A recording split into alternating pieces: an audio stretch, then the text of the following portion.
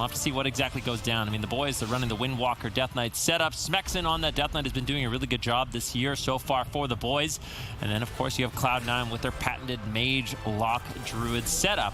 Now, when we saw Method Orange play Windwalker Death Knight Resto Druid, it didn't look too good against Cloud9's Mage Lock Druid. We'll have to see if they can get something else down. They're looking for a very aggressive opener here on the Chanimal. Cubsy caught into a Rake Stun, into a Cyclone. Gorecki looking for follow-up crowd control. Unfortunately, unable to. Wealthy Man and Chanimal in a good position to deny. Chanimal porting away. He actually used the Void Elf. He's playing Void Elf, so he dropped his Void Elf, and then he gated away, and then he Void Elfed back across the entire map. Kind of stylish plays, but I have to be honest, it didn't really do anything. Just looking really cool. That's usually the Void Elf strength there. The Rachel is quite difficult to get much utility out of. Trying to use it again to escape with the Demonic Circle, some added mobility. Chanimal focused on avoiding fights rather than running the Mortal Coil to counter engage. Although we see some pretty big mistakes from Cloud9 in this position. They've used 2 Gliders Medallions already. Iron Bark on Ending Resolve at the same time. Perhaps they're saying that before dampening it's not going to be too big of an issue, but this is definitely sloppy on the side of Cloud9 early on. Yeah, I'm trying to check out Wealthy Man's build right now. Pretty standard, just playing the Conflict and Strife for the added Temporal Shield, the added versatility as the Miner, and the Crucible of Flame as a Miner as well. So he's just going to be trying to spam out some damage, defend Chanimal, also making himself a little bit less of a target with that Temporal Shield. And we'll have to see. Normally, the way this game plays out is Chanimal is able to survive for quite some time, and it forces Chunli, Smexen, and Gorecki to retreat behind the pillar. Normally this game lasts quite a little while. Actually, that's interesting. Gorecki's using the Ripple in Time, or the Ripple in Space, the Ripple in Time, forget what it's called, Ripple in Space. Yeah, he's using that, and he can actually teleport. So he can place it on the map, and it will, after 2-second delay, teleport him to that location. So look out for that. He's been using it to get crowd control on Cubsy so far, and I think that's a really interesting pick. Interesting choice here. Some of the teams are opting to try some of the other essences, not just going for what everyone is saying is the best. Makes sense against the Mage Warlock, as Gorecki is going to have a hard time crossing the midfield. He can use the Ripple in Space to teleport across the midfield and get crowd control on Cubsy. I'm curious to see if this ends up playing out to his team's victory or not. Chunli and Smexen both being targeted down. Prior to dampening, it's likely that Chunli is the target. The main objective for Cloud9 is to maintain their mana at a high value. In deep dampening, find a kill on the Death Knight who simply cannot run away from their damage. But prior to dampening, Death Strike going to be a very powerful way for Smexen to stay alive and stay on target throughout this damage. Likely to be a little bit of a longer match between these two teams, although if one side does end up making a mistake, it could cost them the game number 1. Chunli there, the targeted down, but able to avoid some damage and quickly get picked up by Gorecki. It has to be careful. I'm not sure if he messed up his Transcendence there, if he didn't replace it after using it, or if that was a nice Vortex from Cubsy. I didn't see, but definitely something to look out for. Chunli almost went down in that situation. He had to use Diffuse Magic. Touch of Karma now available, so he's going to be feeling pretty safe, but there has been significant pressure coming in from Cloud9. Bash now onto Cubsy. Gorecki interfere, both Druids in crowd control. Who's going to come out ahead? Wealthy Man sneaks in a Polymorph. Now looking to get a lot of damage rolling onto Chunli, but it's Chanimal on the back foot. He might have to run away. This is a surprising amount of damage coming in from Smexen and Chunli. That was the Touch of Karma traded out kind of aggressively. Kept himself alive, but also got a lot of damage rolling onto Chanimal. With the Cyclone on Cubsy, the boys are doing a great job in this matchup developing momentum. Yeah, that's definitely a possibility for them to overrun Chanimal. Certainly in the later stages of the match, this game could be a bit of a double-edged sword as both teams are running around that late game dampening kill potential. Looks like both Restoration Druids focusing on their efflorescences as they draw a Venn diagram of mushrooms in the midfield. Gorecki trying to jump across with the Ripple in Time, but gets intercepted by Wealthy Man. Unfortunately, not enough interception to deny him from securing a bash. Gorecki, though, does get interrupted on his Cyclone by Wealthy Man, breaking the chain and now allowing Cubsy to heal Chanimal freely. It should be enough to recover, although now in a paralysis. Chunli, Smexen charging forward, trying to close this out, but not finding enough damage. Perhaps at least in Iron Bark. They're being a bit unresponsive to the amount of damage that the boys are dishing out. Looks like they're going to get away without making a trade on cooldowns, but at the cost of mana. Yeah, a lot of mana going to be used out. Cubsy at around 50% right now. Gorecki basically the same, maybe a little bit more. But Chanimal, he is under fire. That's a lot of incoming damage. He might have to use the Unending Resolve, or at least Iron Bark, but Cubsy in the back, free casting Nourishes, does keep Chanimal alive. He gets gripped away from the gateway. Cyclone coming in from Gorecki, denying some of that Thorns damage Cubsy was backing him up with. Now Cubsy crossing the map, looking to drink. Gorecki using the Ripple in space to get on top of Cubsy right away, denying that drink. And that's one really cool adaptation from Gorecki. He's using that teleport to close the distance between him and Cubsy so he can deny those drinks. And maybe that's the strategy the boys want to implement. Just out-mana Cloud9 moving into the later stages of the game. Of course, right now, Gorecki has a slight lead, and there's just massive damage on Chanimal consistently. Good push here by the boys. Still looking to try and get an Iron Bark, but not able to. Chanimal using that Demonic Circle, although in line of sight, an uncharacteristic mistake of Chanimal. He is now going to get Death Gripped back into midfield. Touch of Death is rolling. This is what Cubsy was waiting to use Iron Bark on. See if it's enough. It looks like it will. It takes the hit. We see a spell lock now on Gorecki. He's not able to heal. Smexon going to respond with his anti-magic shield, absorbing all of the damage of Cloud9's composition with that. Very effective cooldown against the spellcasters. Now 1 minute into dampening, 8% healing reduction in the match. The way that this has been going, though, I actually am not sure that Cloud9 will take this. The ripple in time from Gorecki, the extra added crowd control that he's bringing, and the pressure purely brought forward by Smexon and Chunli is looking quite overwhelming. Chanimal, I feel like he's playing a little bit sloppy in terms of his mobility. I think that his Demonic Circle placement could be better. He keeps teleporting in line of sight of Chunli and Smexon. They almost always are immediately reconnecting. Almost wondering if he's overconfident in this matchup. I mean, they have won time and time again, but overconfidence could cost them game one. Yeah, Chunli actually, he's putting out a lot of damage. He's running Tiger Eye Brew as well as Alpha Tiger. Of course, with Conflict of Strife, he gets that Expel Harm, which is essentially a mandatory honor talent for the Windwalker Monk. Now that that's free of charge, you can afford to go some of these honor talents that give you a bit of additional damage. And if you use the Alpha Tiger at the same time, you use the Tiger Eye Brew, you're going to be punching through a lot of that extra armor Chanimal has available, and it could be a surprising amount of damage. And I think that's where we're seeing a lot of this pressure sort of stem from. Wait, Cubsy is also running... No, he's not. He's running the Memory of Lucid Dreams. Cubsy should be able to out-mana Gorecki, so that's potentially a win condition right now for Cloud9, as he does have a lead. Chunli, he's got his portal on top of Chanimal's portal. That's a nice adaptation on his part, but that Void Elf Racial, Chanimal trying to use it to escape, but I mean, like you said, ultimately not getting too far away from it. It is quite difficult to avoid a Windwalker Monk team, especially while you have Chains of Ice snaring you. Infernal's called in. Big push on Chunli. He's going to trade immediately with that Touch of Karma. Gorecki's charging in to stop Cubsy from drinking. He knows that mana is one way that they could lose this, but now Cubsy's crowd controlled. Touch of Death. Chanimal's is in trouble. Touch of Death goes off. I don't think Unending Resolve is going to be enough here if Chunli can connect. Chanimal barely holding on. Will Iron Bark as well be enough? How is he still alive? The polymorph on Smexon, the fear on Chunli, but Gorecki's jumping in to try and finish the job. Portals away. Chanimal ports away. Ring of Peace trying to knock Chanimal in line of sight, but he has to come back to Cubsy.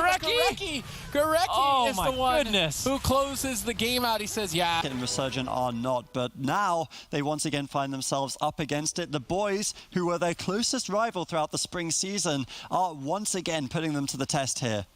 All right, let's see if the boys can beat Cloud9 on Cloud9 turf. Tolvaron Arena going to be one of the best maps for a spellcaster cleave. Lots of open field to freely cast your spells on your opponents.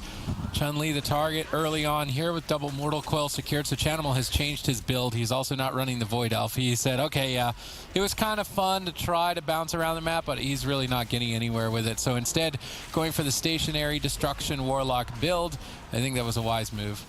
Yeah, Chanimal looking for some damage over onto Chunli, but the longer Chunli has uptime, the longer he has to generate those Tiger Eye Brew stacks, which are going to allow him to penetrate the armor of Chanimal and get this massive damage out. And anytime they do have that damage rolling, that's when we see Gorecki move in with the Ripple in space. I'm curious to see if he's playing that once again to get the crowd control they need onto Cubsy. What? And Chunli's dead. Oh. All right. We're so used to this matchup being... That last game was a bit of a blunder for the boys. Unfortunately for them, they had a great game one, threw away game two, but they're not out of it yet.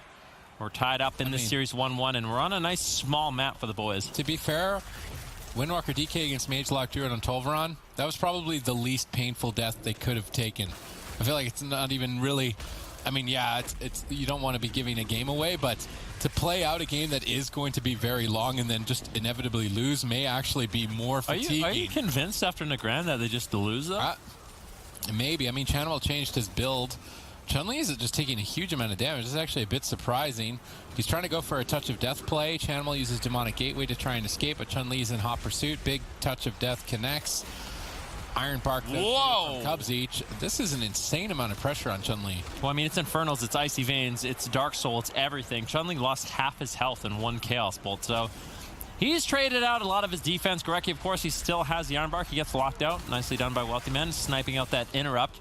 And all the pressure from Cloud9's initial opening has been lost, but Wealthy Man doing a good job building up some damage. Looking to continue his aggression by landing the polymorph onto Gorecki. Chun-Li has to be a little bit careful right now.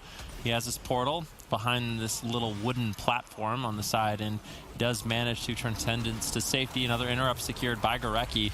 This is a really good offensive push here by Cloud9. They've had so much momentum in the game so far. Yeah, every single time they attempt, they get a cooldown at least. Maybe eventually another kill here. Chaos Bolt, not interrupted.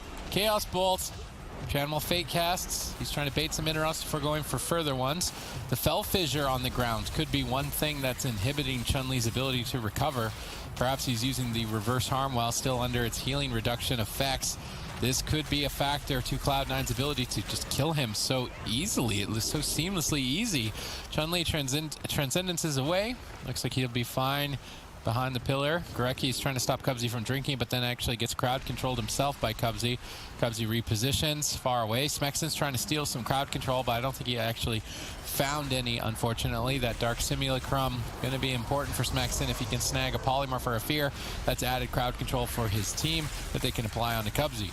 Yeah, Chun-Li is in a lot of trouble right now. He activated the Fortifying Brew. Of course, he still has the Karma he can fall back on. There's a lot of defensive cooldowns the boys have to rotate through. I'm still looking for that big offensive push when we see the Alpha Tiger as well. Actually, I think Chun-Li is playing a different build. Let me double check really quick. No, he's still playing Alpha Tiger and Tiger Eye Brew, so has a big offensive push when he can set that up, when Gorecki can move in, get the Bash Cyclone over on the Cubs. If we look at mana, there is a slight lead for Gorecki at this point, and they can deny the drinks from Cubsy. That is another win condition for them. They didn't need it in game number 1, but if the game goes on long enough, it could play into their favor. The Wealthy Man, they have that big push shortly. Look at Icy Veins. It's up in 20 seconds. Channel, he drops out the Infernal. Dark Soul's rolling as well. This is when Chun-Li could be in a lot of trouble. Smexon, realizing the situation, preemptively trades out his anti-magic zone to deny a little bit of that damage that Cloud9 has available. All right, let's see if they can stay in it. Chun-Li is still low on health, having to exchange Touch of Karma now as well.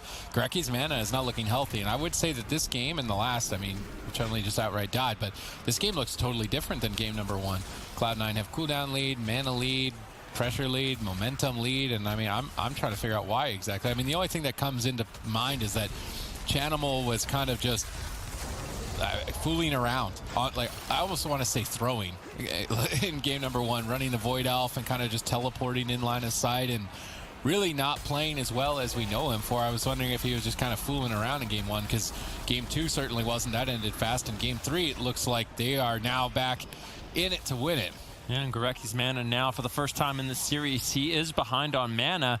And I think it's so unlikely he's going to be able to drink. There's the Fell Hunter and the Water Elemental to shut him down. Wealthy Man basically has free reign in this game. He's just been free casting, generating pressure. Gorecki gets caught into a bash. Cubsy moves away, getting an entangling root over on the Smexon, really controlling up the game right now. As you can see, Wealthy Man, he's been doing a really good job getting control on Smexon. It's going to be Chun-Li as the main target, but I feel like there's a point in the game where there's going to be a switch that flicks, and it's going to be that switch of dampening where eventually you go after Smexon in the match.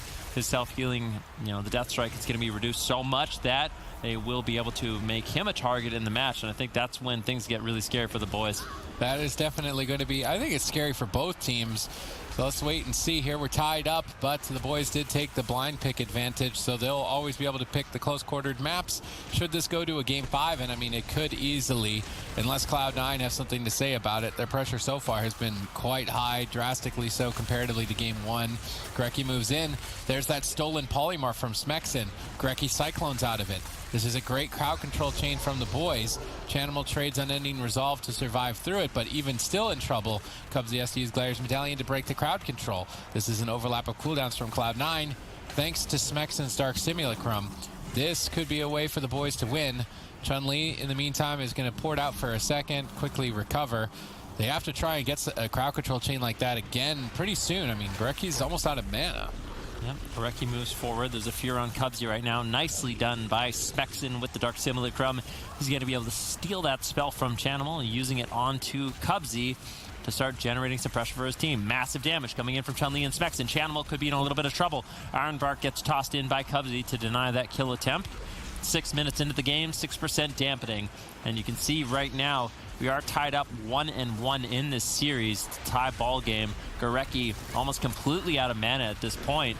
What can he do? There's a stun on Cubsy. They're looking to get aggressive. Grecki actually sneaking away for a drink, and I think Wealthy Man's lost him. Might be able to recover some of his mana. He did. He recovered about 30% mana during that downtime. Bit of a misplay there by Cloud9, not tracking Grecki in that situation. Yep, now the boys are in it. Now they may just kill Chanimal. This is a lot of damage. Chunli needs to make sure he avoids the Fell Fissure as much as possible here. Big damage in from Wealthy Man. He's certainly carrying while being left open. Although he needs to be careful of that Dark Simulacrum. He can't afford to have a polymorph taken away because right now Cubsy can't get out of it. No Glaire's Medallion for 30 seconds. No attempt really at a polymorph though. Wealthy Man's just more focused on Frost Bolts, Frozen Orb, generating damage and pressure. Chanimal gonna use that Demonic Gateway, try and escape from the Abomination, but Smexen pulls him back in right into its clutches. Gonna be laying down a lot of damage. Cubsy's gonna respect that with Ironbark, but now there's no Ironbark for Touch of Death. Guess what? There's no Unending Resolve for Touch of Death. Guess what? There's no Glaire's Medallion for 8 more seconds. And I think Chanimal, guess what, is about to die. Big damage here for Chunli. He's ramping up. They need to crowd control Cubsy. Grecki knows that. He jumps in. Chanimal takes a huge swing of damage. Cubsy is still crowd controlled for a few seconds. Smexen's going to drop the anti-magic zone to stay on top of him.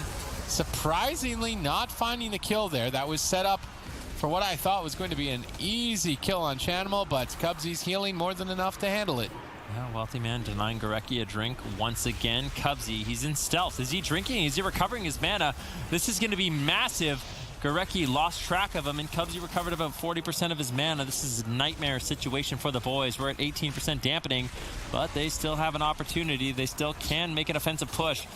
That Touch of Death cooldown, which is that major offensive Chunli has, still isn't available for another minute. They might have to hold on until that point.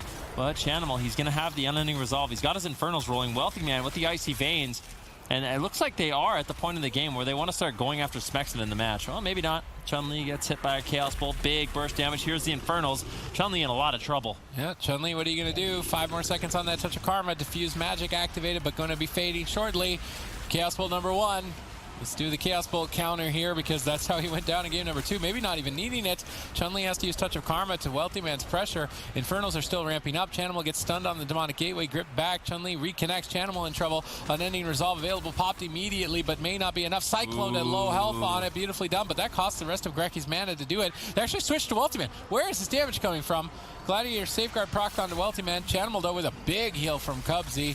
Gigantic Swiftman there. Chunli, though, at low health, only with the Fortifying Brew. It may not be enough. He's very risky. Oh, he had to get out of that Ursul's Vortex before using Transcendence. Good presence of mind there by Chunli to not panic and then get pulled back into the fight. Now rolling back in, landing a double leg sweep. Touch of Death available shortly. Ironbark is as well, so they need to make sure they crowd control Cubsy before they go for this Touch of Death attack. Smexen activating that Apocalypse. He's going to be doing a lot more damage. He's ramping up, maybe even trying to bait the Ironbark prior. There's no mana left really on either side. Slight lead though for Grecki. Touch of Death still available. Bit surprising to not see them go for crowd control just yet. Cubsy lobbing in some Solar Rast, trying to build some pressure. We're still not at that marker, the 30 to 40% range, where we see Smexen really become a target for Cloud9. Chanimal has been a target throughout. There's the incapacitate. There is the touch of death. Gorecki's moving across midfield, secures the bash. Line of sight's in the room to avoid crowd control, but Cubsy triggered it out and used Iron Bark. He realizes this is the most threatening moment in the match from Chunli and is more than going to respect it. However, with no Gliders Medallion moving forward, if Smexen's Dark Simulacrum once again can steal a Polymorph, that 8-second crowd control it should be more than enough for the boys to find a kill on Chanimal. Cubsy in the meantime crowd controlling Gorecki, Chunli, and a Polymorph, and Cloud9 have switched their attention to Smexen. Let's see how he handles it here at 32% dampening. Can't help but feel like he wasted the anti-magic zone. It was no offensive cooldowns committed by Cloud9 in that situation, and now they don't have that as a safety net moving forward. Infernals are ready in 13 seconds. Icy Veins gets pulled out by Wealthy Man. Massive damage rolling onto Smexen, but at the same time, Chanimal in a little bit of trouble. Keep in mind, there's no unending resolve. There's no Iron Bark. Smexen has to stay alive. Anti-magic zone should be enough, but they just shred through that. Chanimal finds one Chaos Bolt. Can he find another? Cubsy and Gorecki really struggling to keep their teams alive, but it's Cubsy that comes ahead.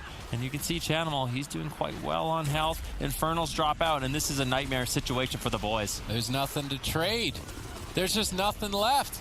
Smexen's getting blasted. Wealthy Man looks to close it out, but Chanimal is also vulnerable. He's trying to kill Smexen before Smexen kills him. Do or die moment here at 37% dampening between the boys and Cloud9. But in the meantime, Cubsy gets crowd controlled. He saw Gorecki coming. He Iron Barks right before it. The only reason that Chanimal is still alive, and Smexen is actually likely to fall. Barely stays in it. Death Strike connects. Iron Bark's up. Now Smexen's more durable. Chanimal gates away. They need to get onto him as soon as possible. They stun the Chaos Bolt. He baits with the fear, looks for the interrupt, then finds the Chaos Bolt while Chun-Li's Polymorph. Big Chaos Bolt towards Smexen. No anti-magic shield for 5, 4, 3, 2, 1 now available. Likely going to be all right with that defensive cooldown, but equally so, Chanimal now has unending resolve to trade. Everything coming down to the wire here in game number 3. Yeah, but interrupt on Gorecki. Smexen in a world of trouble. Chanimal trades out his unending resolve. Is Smexen going to fall? Nice. Is Chanimal going to fall? No way. That Ring of Peace from Chun-Li could save the day. Nicely done. Smexen, can he stay alive? It could come down to a 2v3, but no, the anti-magic zone. Honestly, that Ring of Peace on the unending resolve of Chanimal, MVP play. Chun-Li manages to pin him up against the wall. He can't get off any Chaos Bolts when Smexen is just so... Death Knight Druid. I would say the only thing more humiliating than Chun-Li's death on Tolvaron Arena is our knowledge of The Price is Right. Well, Sid, you're on a timeout because you clearly never watched that show. And now me and Adrian are going to be taking over here. We see an immediate opener here over onto Chanimal. Nice little frozen orb there as well to try to counter pressure by Wealthy Man. Chanimal going to go ahead and use his gateway, try to get some distance here between himself and these cleavers. He gets a nice double mortal coil. Big damage over onto Chun-Li. And this time around, Adrian, it looks like Cloud9 are focusing their fire a little bit more on the Windwalker, which is kind of typical, I guess, early on in the game. You want to go for the Windwalker. He's the high threat target, plus the DK, you know, without the dampening, he's not going to be in too much trouble. Yeah, it's kind of rotating around Sid's magical number for the Death Knight until he's at that stage of dampening. The Windwalker is by far the better target, much better to force him defensive, force those Tiger Eye brew stacks to not be able to be stacked up, and that's going to be the main goal for Cloud9. The stakes are pretty high in this game. My coffee V's on the line. If we get to 71% dampening, then Zico will win. Of course, you don't even drink coffee. Cloud9 could also just get eliminated, which I guess that matters as well. But you want a hot chocolate? Yeah, I want a hot chocolate. Okay, sure. But I mean, at the end of the day, the stakes are pretty high in that regard, but also in the regard that Cloud9, who are many people would consider the best team in North America currently, face elimination here. It's down to Chun-Li. I really feel like if Chun-Li has another good game with the outplays in deep dampening and just the solid defense prior, then he can win this game for his team. Yeah, I think that it's going to be really great for the boys if they can make it up there to the upper finals, but we're going to have to wait and see how that goes out for them. Currently, Chanimal taking a whole bunch of damage here. Safeguard is going to actually proc there, but he manages to hold on to his unending resolve there, and now we see a Polymorph Hibernate combo nicely done there by Cubsy and Wealthy Man, landing that Hibernate here onto Gorecki. Now we can see if they're going to... Can they retime it? They can. Beautifully done there by Cloud9. Cloud9, but actually it's Chanimal who is taking the brunt of the damage. Chunli and Smexin not gonna really use anything. It was just kind of a nice play there. Now swap over onto Gorecki. Chaos Bolt connects. Safeguard is going to be proccing, and the Bark Skin as well is going to be forced here from Gorecki. Now Gorecki wants to look for a stealth here, most likely, so potentially looking to root up that pet and then maybe swap Pillar, see if he can get a new stealthy opener. There you can see it, Entangling Roots being casted out, trying to fake cast Chanimal, and he actually succeeds with that. So and right now the team, though, too much pressure on the teammates of the boys here, so he's going to go ahead and top everybody up, and now he's going to root the pet, and then he's going to line of sight it, try to drop aggro, and then get a re-stealth. Now we see Touch of Death as well activated. Big trouble on the Chanimal potentially. Yep, the Touch of Death is the big damage cooldown here from Chunli. Although with no dampening stacks, I think there's low chance that Chanimal will die to this one. It's worth noting that not only does Cubsy do significantly more healing in the early stages of the game, so does Chanimal. His damage reduction, it basically counts as healing. So in the early stages of dampening, it's not reduced. He's probably doing around 10 to 12k healing per second right now. Very tanky target at this stage of the game. And at the later stages, that's where the Destro Warlock becomes a bit more of an exposed weakness. They did get a trinket from Cubsy though, so openings are starting to appear. Gorecki though, really low on mana. He's trying to sneak away for a drink. I'm actually not sure if Wealthy Man has tracked him. He has. Good Blink Frozen Orb to deny that drink, and Gorecki's feeling the pain. We're not even in dampening yet. He's already down to about 30-40% mana, so the game so far is going pretty well for Cloud9. Yeah, Cloud9 right now in the driver's seat. Another beautiful ring there from Chunli. He's going to cancel out that Chaos Bolt. A kick from Smexton is going to stop the next one. You see a little paralyzed there over onto Cubsy, trying to regen some of that pressure, and Anti-Magic Zone being traded for that Dark Soul, which is a fair cooldown trade. Now Smexton is trying to steal something. Let's see, what did you get, Smexton? Maybe a potent crowd control that he can use to secure the game here. Not sure if Wealthy Man actually did fake cast that. He might have. And we see Chanimal again, just standing in the middle of the map, trying to go through all of these interrupts, just giving himself an opportunity to do as much damage as possible later on, getting some fears out here, allowing Cubsy to potentially sit down for a drink. And now we see Gorecki as well has actually, no, he's still in cat form outside of stuff, so he's not been able to go for a drink just yet, but he's gonna need to look for one, because we're about to enter a dampening, and you want to have your mana as high as possible when that happens. You can see Cubsy sitting down for a drink in the middle of the map, quite disrespectful there. He's gonna have to go out, but he did get a little bit of mana there. Now Chanimal, is he gonna escape without being forced to use his Unending Resolve here? It looks to be the case. Yeah, I think it's certainly a lot easier for Cubsy to drink in this matchup than it is Gorecki, just because firstly there's two range on the side of Cloud9, so they have a lot more range denials. They're much more mobile with the Frost Mage. Doesn't have to use any of his shimmers since he's not being attacked by the boys. And honestly, I think Gorecki also has to do a little bit more healing overall. It's pretty easy for Cubsy to just keep hots on one target with Chanimal, trade out an Iron Bark and go for a drink. Meanwhile, on the boys, Gorecki, you know, his team's constantly having to rotate through cooldowns. They have to deal with a free casting Wealthy Man, which is a very tough challenge, especially when you're also trying to drink in the midst of that. So Gorecki's got the uphill task here. He uses the Iron Bark. I wonder if he is going to go look for a drink, but it doesn't look like it. The Fell Hunter is on him. He's trying to get it off, but it's not going anywhere. It's such a tough situation. Dampening's barely started. Gorecki already has 10% mana. They haven't really worked too hard on forcing cooldowns from Chanimal. Chunli without his Touch of Karma. This is definitely looking really good for Cloud9 in this situation. So Gorecki actually went for the Shadow Meld stealth there, which is of course the 2-minute cooldown where you can immediately drop the aggro of the pet, but unfortunately for him, he did get taken out by Wealthy Man, and Gorecki is not going to be able to re-stealth for a long time now, and it looks like he's just not going to be able to find that drink. Wealthy Man basically keeping a chokehold onto Gorecki here for Cloud9. Now we see another classical trade here, Anti-Magic Zone for the Dark Soul.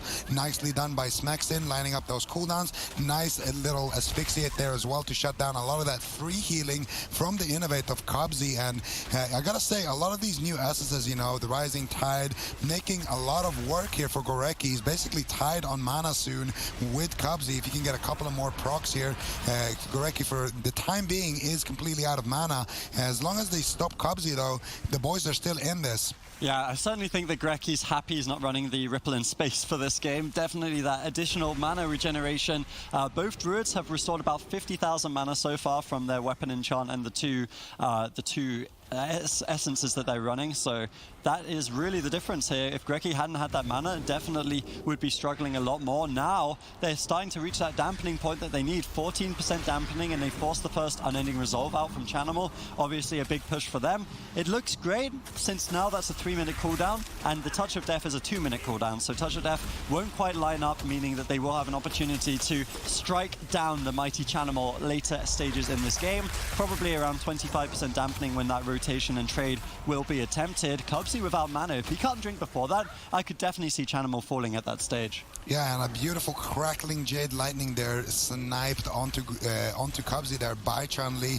Make sure to keep him in combat, and then when Cubsy goes for the drink, they just try to do as much pressure as possible. The Abomination has been summoned here by Smexin, who is currently caught up in a fear into another fear. Cubsy sitting down for a drink. Now Smexin needs to be the one who stops this with a Death and Decay. He's looking for it. Did he get it? I think he whiffed. That's going to be a big problem here for the boys. Cloud9 coming back now with about 30% mana left in the tank, which is a really big deal because now they can force Smexin and Chunli to go back to the pillar. But Chanimal, he's not out of the woods yet. He stole a sheep. Nicely done there by Smexin, stealing a sheep. They could potentially close the game out here. Cubsy trinkets out of the bash. Chanimal, how are you going to survive? The fears are coming out onto Chunli. Wealthyman spamming out the polymorphs there onto Smexin as well. And it looks like Chanimal is going to recover for now after Cloud9 sees some turbulence in the match. This is the thing, at 20% dampening, I still think the dampening's not high enough that it's worth allowing that drink to slip. It's still a mistake from the boys, and they still end up worse out of the trade. Touch of Death is up in about 10 seconds. Cubsy, though, now has a couple of tools to deal with it because he got that mana. He doesn't have to desperately trade out the Iron Bark on cooldown. You know, he's able to just recover with some nourishes. He has the mana to do so. Now he's ahead in this matchup. Gureki is the one feeling the pain, and Smexin, therefore, is going to have an even tougher time stopping any follow-up drinks, though he does have to be careful. No trinket available. Iron Bark comes out to trade for the Touch of Death from Chunli. He's trying to do big damage here. We see the chunk come through, but with the Iron Bark and the mana to answer, it looks like Chanimal should be just fine in this situation. Approaching 30% dampening, there's no diffuse harm, there's no touch of karma for Chunli, and most importantly of all, there's no mana for Gureki. Cloud9, you know, they're starting to get their cooldowns coming back off. Icy Veins in about 10 seconds. There's a good chance they take this very soon. Yeah, Gureki does have his Innovate coming back off cooldown, but not too much to work with. Smexin still has all of his defense. Chunli is the primary focus point here for Cloud9. They're just trying to spam out the fears on him and try to get as much damage as possible. Wealthyman with those flurry Frostbolt combos, dishing out as much damage as possible. Chanimal as well is going to have his Unending Resolve back up in a couple of seconds, going for a Chaos Bolt. He connects onto Chunli, but it's only 1 and not 5, so he should be okay for now. Standing in that Fellfisher, reducing his healing as well. He's going to have to move out of that. He's going to have to move out of the Cataclysm.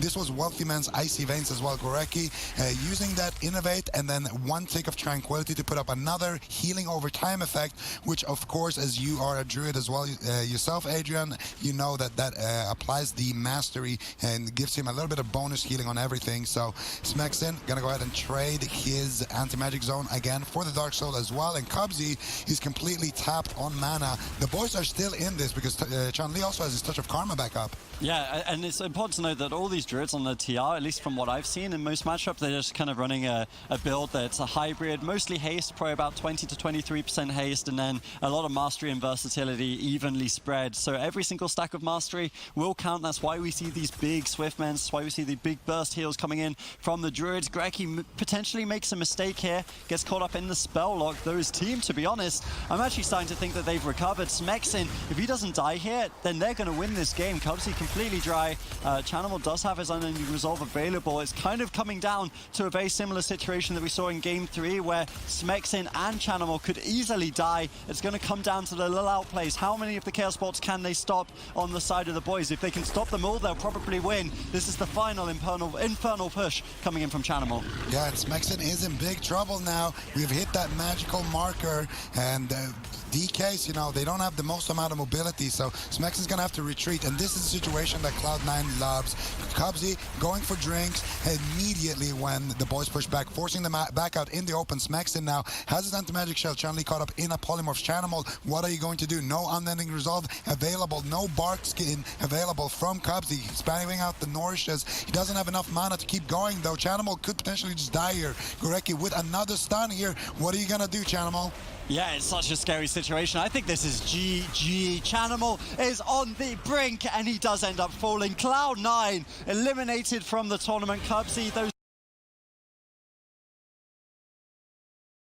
thing. Anti-move, obviously the move, a crowd favorite. I love these guys. Like I said, friends with all of them. The thing is, M2KC, they've made me a believer, and I really feel like the Holy Paladin is kind of sleeper right now. It seems really powerful. RubCub yesterday was easily healing through everything. It seems like WizK, they kind of rely on that spread pressure, and I feel like M2KC, they're going to be able to get good crowd control on Absurge, really lock down WizK, and I don't know if Peekaboo's going to have the damage, but obviously you can't count out the move and make impossible situations turn in their favor. We'll have to see what they can get done. I feel like it's been a while since we've seen Roasties go head-to-head with Peekaboo. The move at M2KC have had a rough ride, but here in 8.2, they're looking solid in the upper final. M2KC, they're going for an all-in to kill Absturge. Vendetta, Combustion, Pop simultaneously. Absturge having a lot of pressure tossed his way. Can he handle the heat? Spellseal on that Gladiator Safeguard, and no, he cannot. M2KC going to be roasting Absturge. I'm out of cooldowns, to be honest, if they swap around the way they usually do. But I guess we'll have to see. Yeah, we definitely will. All right, let's see how it goes down. Hopefully not Absturge going down that quickly.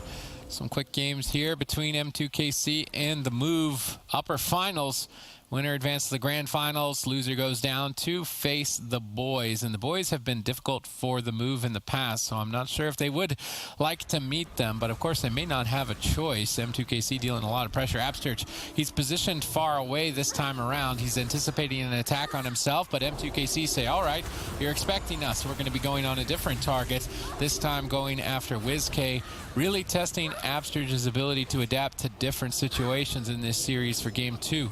That's one thing I've always given Chunli credit for. With his play style, with the teammates he plays, they never really follow a script. They kind of just do whatever they want. And sometimes that doesn't work out at all. Sometimes it works out really well. And I feel like for a composition like the Rogue Mage Paladin in this meta, that kind of playstyle where you're kind of just going after whoever, just doing, you know, not random things, but really keeping your opponents guessing, it is super effective.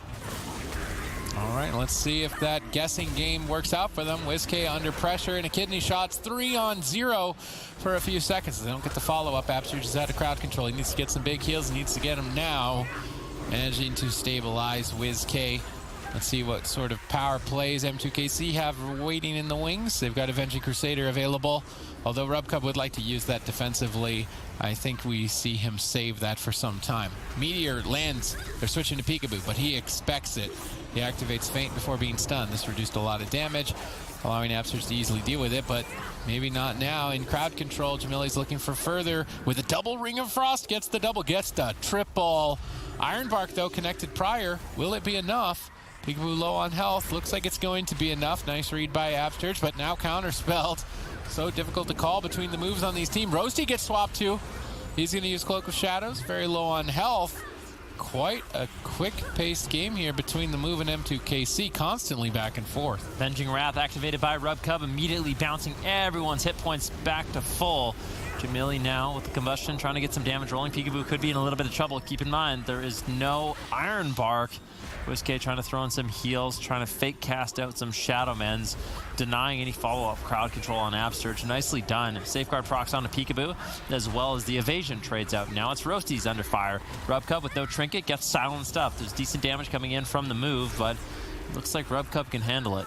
All right, RubCub looks good in this position with a mana lead as well, so potentially late game actually still in favor of M2KC, but not nearly as explosive as an opener as game number 1 here in game 2. RubCub moves forward, gets a hammer, but Absturge saw it coming once again, and Ironbark said Peekaboo saw it coming, and he feints immediately before being stunned.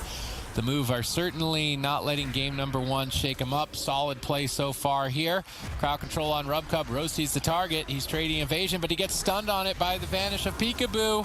Bit of danger here, but Chunli is trying to save him. Polymorphs on Peekaboo, slowing down the damage. Roasty recovers. Yep, RubCub throwing in some holy lights. Now a swap over onto Absturge. Can they take him down? It's a full kidney shot. They don't have any damage. There was no Vendetta. There's no combustion, but they did bait out the bark skin, and this is scary for Absturge. There's nothing really left to keep him alive. WizKid's going to have to make sure he uses his trinket and his void shift, because you can bet Roasties and Chunli. I think they're going to be committing that combustion as well as the vendetta to get aggressive and try to take down Absturge like we saw in game number 1. All right, let's see if they can execute on it here. Vendetta available. Combustion's over. Vendetta gets popped. Looking to make Absturge drop. Is he going to be able to hold out? He did get into bear form before this attack. Has the efflorescence down below himself as well. Some extra healing there. RMPal committed now as well. May not even be enough. M2KC doing overwhelming pressure. They fear up Chunli. They stun up Roasties. They're trying to buy time for Absturge, but he's still just so low on health. Rubcub procs the Gladiator Safeguard with a quick little hammer toss there. That's going to be most of Absturge's defense cracked, and there's potential that they just tunnel him into the ground. This is looking unrecoverable for Absturge. Void Shift from WizK, switching his health for Absturge's and keeping him in the fight, but for how much longer? Maybe they just run him down for the rest of the game. Roasties in a kidney shot with a silence on Rubcub, trying to take him down. Absturge does finally manage to recover, but keep in mind he's got no trinket. Barkskin has been used. Chunli slowly but surely rebuilding that combustion by spamming out Fireball and also getting good control onto WizK. Growth silence from Peekaboo on both members of M2KC. Absturge now in a kidney shot. Here comes the consistent damage. WizK looking for a mind control. He gets Dragon's Breath on it. Nice control from Chunli. Absturge in some trouble. Roasty's under fire. Good control coming in from the move as they're looking to strike back. All right, Roasty's finally being pushed back here from his assault onto Absturge. Although Rubcub recovers. Combustion available. Double fear. Perfect timing here by WizK. Looking for some pressure on Roasty still. Do they have follow-up? Where's the silence? Doesn't look like they have it. They're going for it now. Chunli rotting down as well. This is going to be the advantage that WizK gets in dampening, is that his damage over time effects hit 3 of the players simultaneously. Dampening reduces healing overall, so Rubcub won't be able to recover through triple threat pressure. Gets set up on in a swap. Roasty's looking to try and capitalize on this situation. Absturge is locked down in crowd control. WizK's desperate. He's trying to mind control to break up the chain. He does, but the blind is there. This could be it. Peekaboo could be going down. He's on the run. He's got evasion up. He's dodging Roasty's attacks. He's avoiding Rubcub, and he manages to recover. Now it is M2KC on the back foot, at least for another 15 seconds. Rubcub needs to stall. Yeah, he has to stall as long as he possibly can. His mana's not doing great, but Absturge also, at the same time, his mana's not looking too good. Kidney shot over on the Roasties. Has the move been able to do it? They may have been able to weather the storm that is M2KC. Roasty's getting low with the Cyclone over on the Rubcub. He has a Divine Shield. He has the Ultimate Sacrifice. Is he going to have to use it? Roasty's trades out the evasion. Rubcub getting big heals now with his Avenging Wrath, but he gets feared on his Avenging Crusader. There's a big attempt here on a Peekaboo. Keep in mind, there's no Cloak of Shadows. There's no evasion. He could easily fall. Absturge does manage to connect the Iron Bark on top of the Safeguard, and Peekaboo's going to be A-okay with that. But still, there's a long period of time where Peekaboo has no trinket, no Cloak of Shadows, no evasion. M2KC may have found their target. WizK is balancing not only a lot of pressure, but some great defensive utility as well to protect both Peekaboo and Absturge. Certainly the MVP, Shadow Priest of the tournaments, and likely the North American region. Peekaboo getting gripped out of the Meteor. Big save by WizK. Peekaboo could easily be dead right now if that extra damage had landed, but now it's looking like he's recovering. He's trying to go after Roasties, but Rubcub is not in any crowd control, so he's healing through this quite easily. Chunli gets the chain going. Dragon's Breath, no follow-up, but maybe they don't need it. There's a lot of damage right now available towards Peekaboo, and dampening will negatively impact Absturge's healing and Peekaboo as well. They actually decided to polymorph Peekaboo. It looks like M2KC are giving up on him as a target. This is a bit surprising.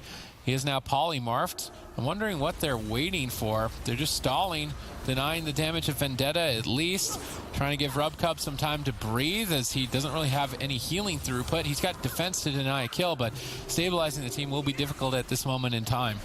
Yeah, Peekaboo now into a kidney shot. Chunli gets feared up on the Ring of Frost. Nice defense there by WizK, backing up his healer. But Peekaboo's in trouble. Trades out the Cloak of Shadows.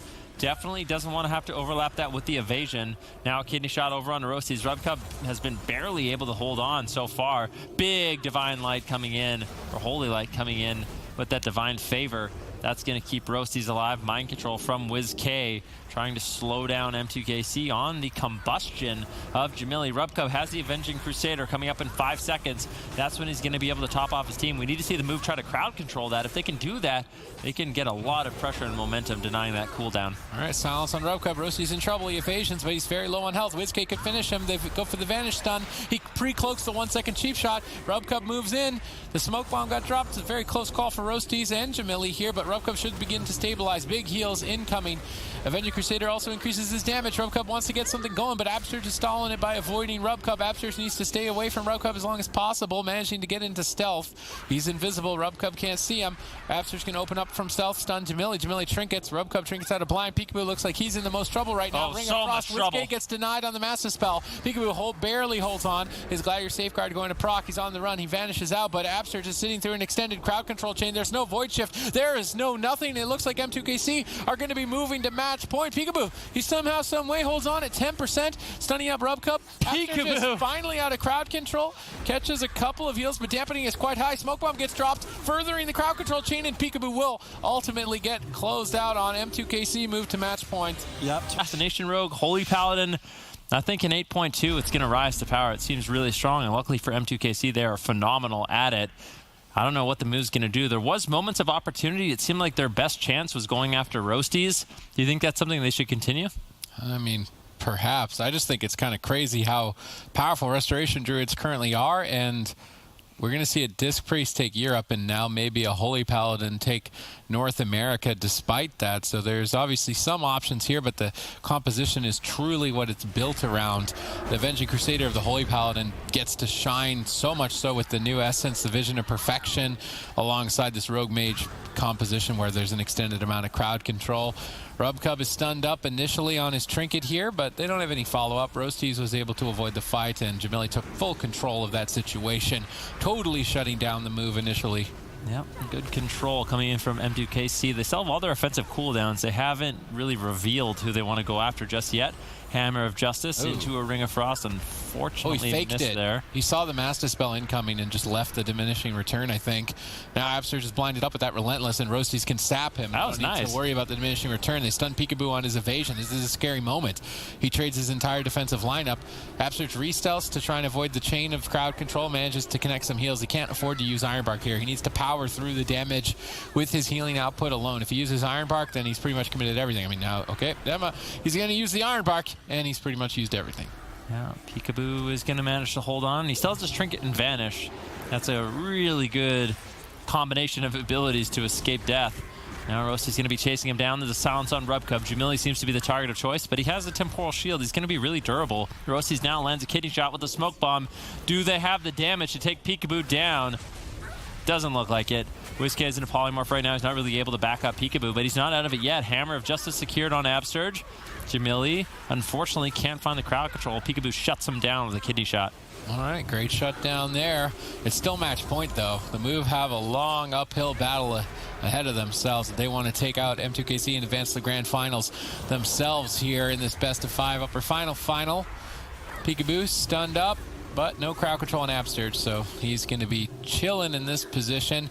Going after Chunli, but diminishing return kidney shot. Uh-oh. That is not a mistake that we expect to see from the Move, but that's going to put them a setup behind now. Chunli has an opening. Rubcub's in position, but blinded trinkets. Gets a big heal. Absurge is moving in for crowd. They actually switched to him. A bit of a strange decision for Absurge to go in aggressively. They punish it entirely. He's so low on health, but WizK is there. Double Psychic Scream. If you are in trouble, just get the WizK signal.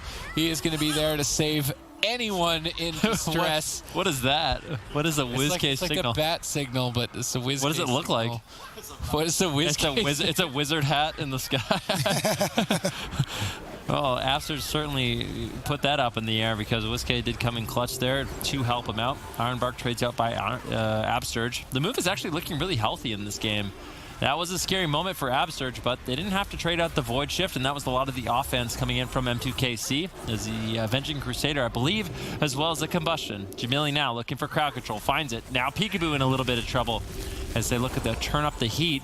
They trade out Evasion and Cloak of Shadows. Now Peekaboo's going to be really vulnerable. This is a great situation for M2KC. All right, let's see if they can capitalize on it a few moments down the road. In the meantime, Rubcub is cycloned. Absterge setting up for a big push onto Jamili.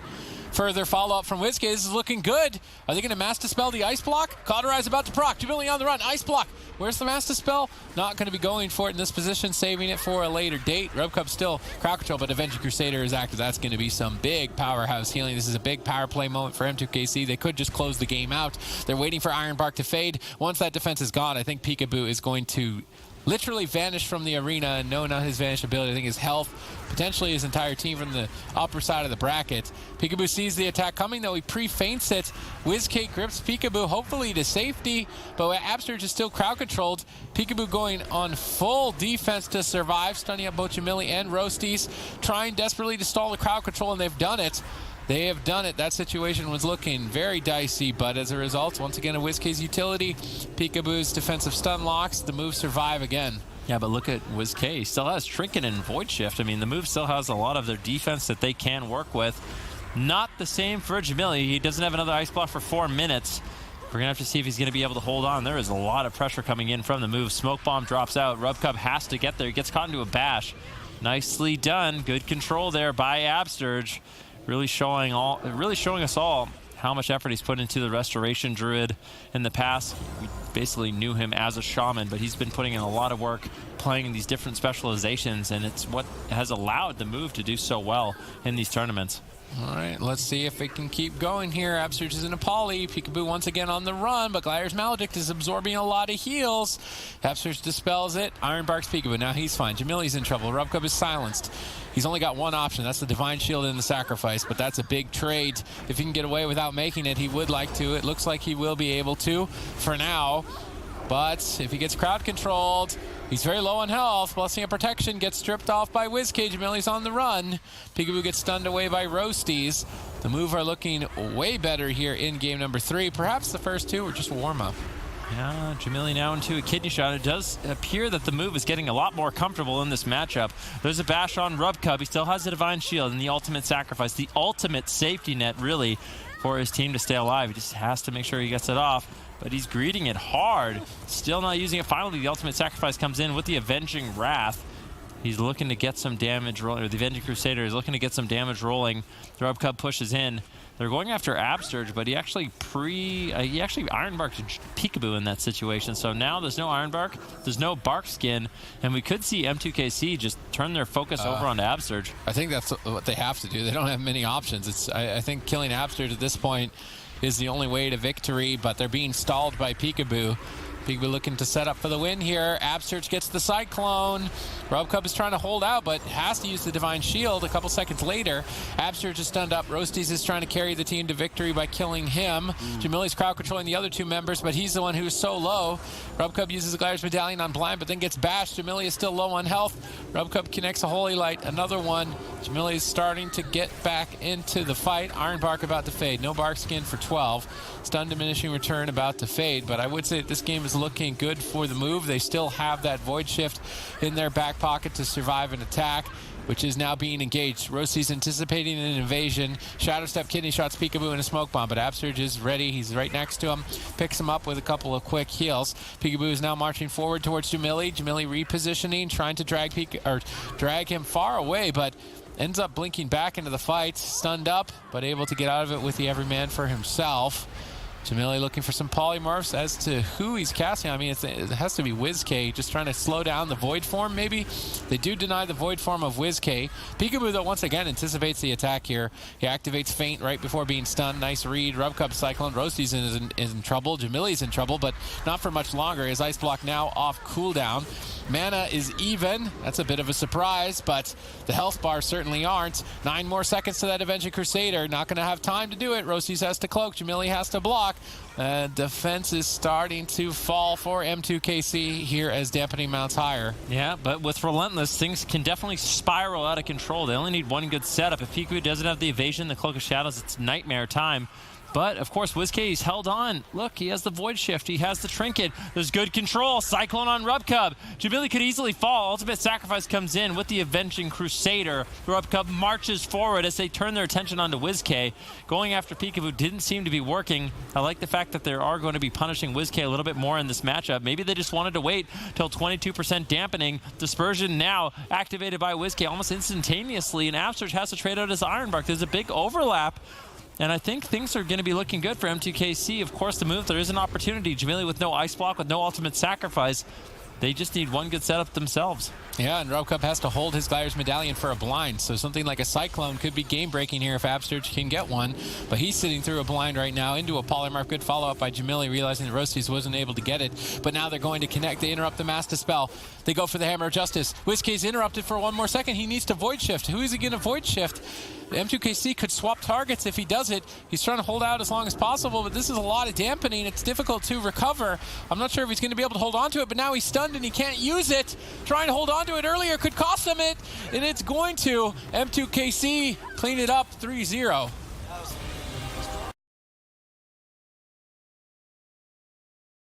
Patented Shadow Priest Rogue.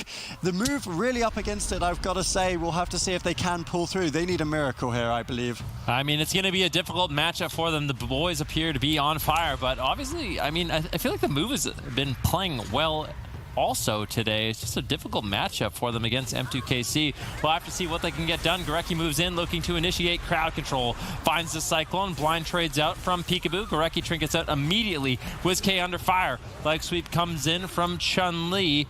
WizKay manages to pull out the Greater Fade, but still in a little bit of trouble. Both teams come out swinging in game number 1, but right now WizKay's falling behind.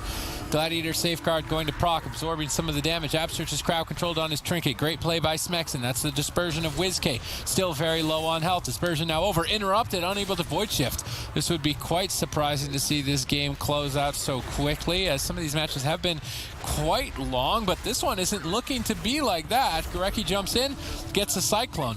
This could be the Void Shift. This could be the game if WizKay isn't careful. He's casting Shadow Spells in the face, then gets Cyclone on his Void form. Gorecki playing great. Yeah, Gorecki really on fire here today. Cyclone now onto Peekaboo. Gorecki moves forward, finds the bash on Absurge. Now WizKay in a lot of trouble. Thorns trades out from Absurge. That's going to be redirecting some of damage onto Smexen and Chunli, but they don't seem to care too much. Gorecki moves forward, potentially looking for a Cyclone here. Can he find it? Does manage to do so. Double leg sweep comes in. Big pressure here from the boys, but WizKay manages to hold on, just trades out the Greater Fade. A little cleave damage here on Peekaboo, but I think Absurge should be able to recover from this damage. Gorecki chasing down Absurge constantly. Smexen going to stun him. No Cyclone attempt. WizKay still in trouble. Drops that Vampiric Embrace, goes into Void form, tries to get some heals, but the Gladiator's Maledict is absorbing some of those heals, putting WizKay slightly behind, but I don't think it's enough. Maybe it is. The Abomination has been called in. Smexen's ramping up his damage, looking for a big push, and Absurge is going to respect that. Trade Ironbark, activate Innervate, and catch a couple of free heals during that moment of high damage. Gorecki, he's sneaking across the map, but walks into a stun of Absurge. Absurge, though, gets interrupted on his heal. WizKay falls behind. Absurge jumps away from Gorecki. He knows that he's trying to crowd control him. Now Gorecki is silenced. WizKay is still in a lot of trouble. Whoa! He is just outright dead. The boys have come out swinging. If the boys can ride the momentum from game 1 here and take the series, they could potentially give us a really close finals here, but we'll have to wait and see. We will have to wait and see. The boys won up here. Elimination series. The move need to make a move themselves. Yeah, I think if there's any composition that could really give M2KC a run for their money, it would be the Windwalker Death Knight composition. Of course, the Windwalker is a little bit of a vulnerability, but I'm a little bit getting ahead of myself. Of course, the moves still are in the series. The boys up 1-0 right now. We'll have to see what the move can get going. If anyone could pull off a miracle, it would be their team. This is a paralysis over onto Absurge. He threw out the Ironbark onto WizKay. Should be enough to deflect this initial attack, but Chunli and Smexen, they're just putting out so much damage in this game. It really is a struggle for Absurge, and I feel like Gorecki's really testing Absurge with the amount of pressure he's putting on him, just chasing after him, looking for the bash Cyclones consistently in the game. Makes it really difficult. I feel like we've been criticizing a lot of other teams for not running the Windwalker Death Knight. And when we watch the boys play it, though, it looks pretty solid. They're making quick work of the move already with a lot of initial pressure on WizKay. Another interrupt nabbed by Smexen. WizKay falls further behind. Greater Fade out of the way. Now a Cyclone secured. Gladiator's Medallion gone from Absturge. Cooldowns are being forced left, right, and center. Grip into a triple. WizK on the run. That's his Gladiator's Medallion. And normally, you want to use that as a Shadow Priest to be able to access Void Shift. So I'm going to say that's a bit of a throwaway. I think that's a big opening for the boys in the future. Yeah, I mean, the boys just are capitalizing in lots of different ways against this team. There's no trinkets available for the move whatsoever, but they're making a play over onto Chunli. Chunli has a lot of tools to survive right now.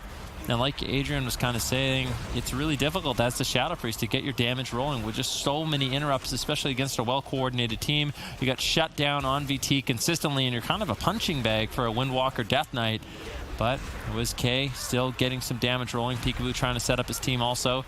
He's got the Vanish. Vendetta still not available for 40 seconds, so there's not any major opening. Right now, Gorecki doesn't have a trinket. Gorecki gets caught into a bash. Peekaboo actually kind of softening him up. He put some Rupture, a Growth Silence, I believe, on Gorecki. So maybe they look to sort of rot down all three members of the boys, and maybe they look to make a swap on Gorecki later on. Big damage on Peekaboo. Absturge activating Ironbark on the wrong target, actually, on the WizK. Peekaboo doesn't have its defense.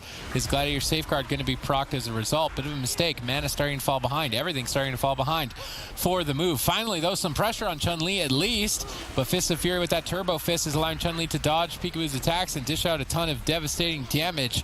Peekaboo getting swapped to again. He has to evasion. Multiple cooldowns now forced out of the way. Grapple weapon on Peekaboo to slow down some of the pressure, although maybe it could be timed a little better. Vendetta available. Would have been nice to deny that cooldown.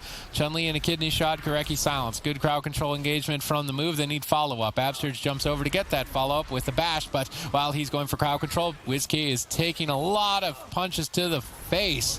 Absturge needs to recover. He has to trade Ironbark to do so from engaging that crowd control. Too bad that crowd control didn't really result in any cooldowns. They're just falling further and further behind in this match. Psychic Scream in desperation from WizK to try and slow down some of the damage, but I don't think this is damage that you can even slow down. I'm not sure if this is a train that you can stop. The boys are looking for a rematch in the grand finals against M2KC. Yeah, and they might be able to get it. Absurge Mana not doing too hot. Right now, the boys have a lead in basically every single way.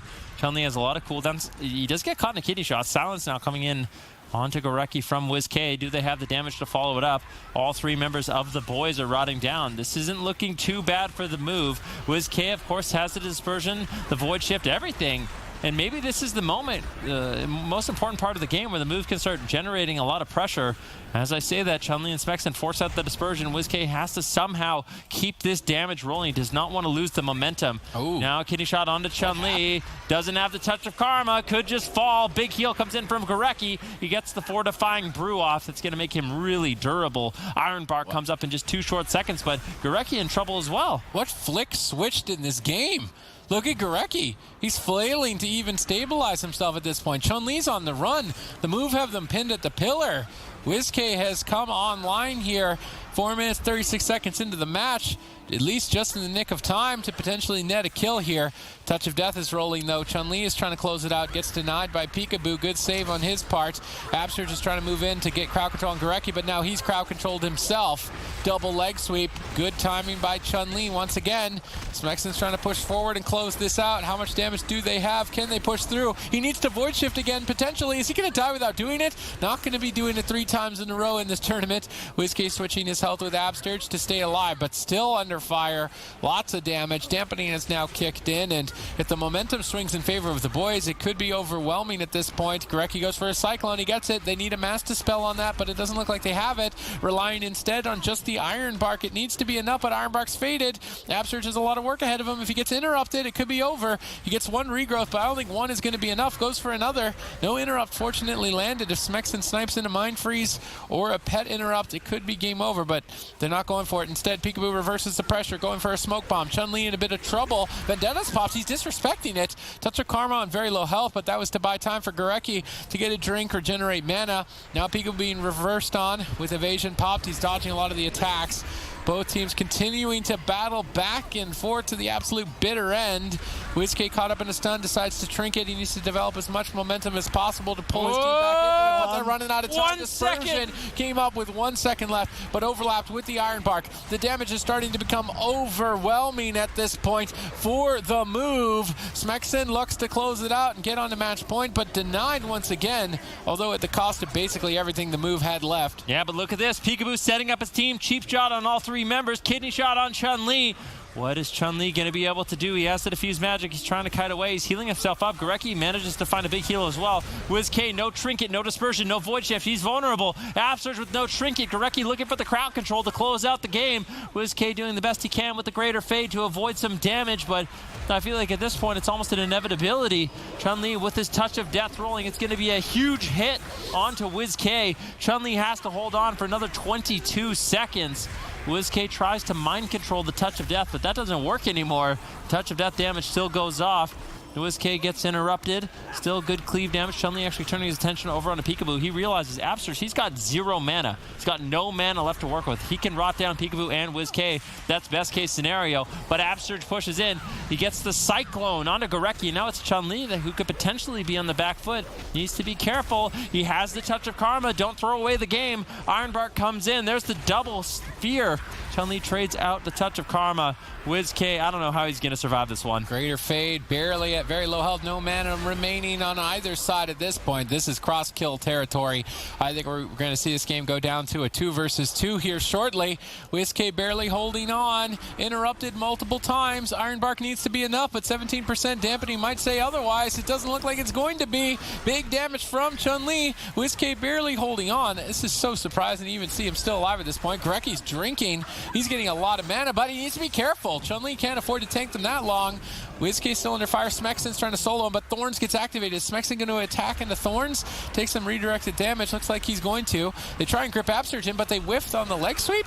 Upsurge gets bashed instead. WizK has Dispersion. He has Dispersion. Presses it at 5%, and barely gets Cycloned on it, denying some of the heals. Now stunned on the trinket.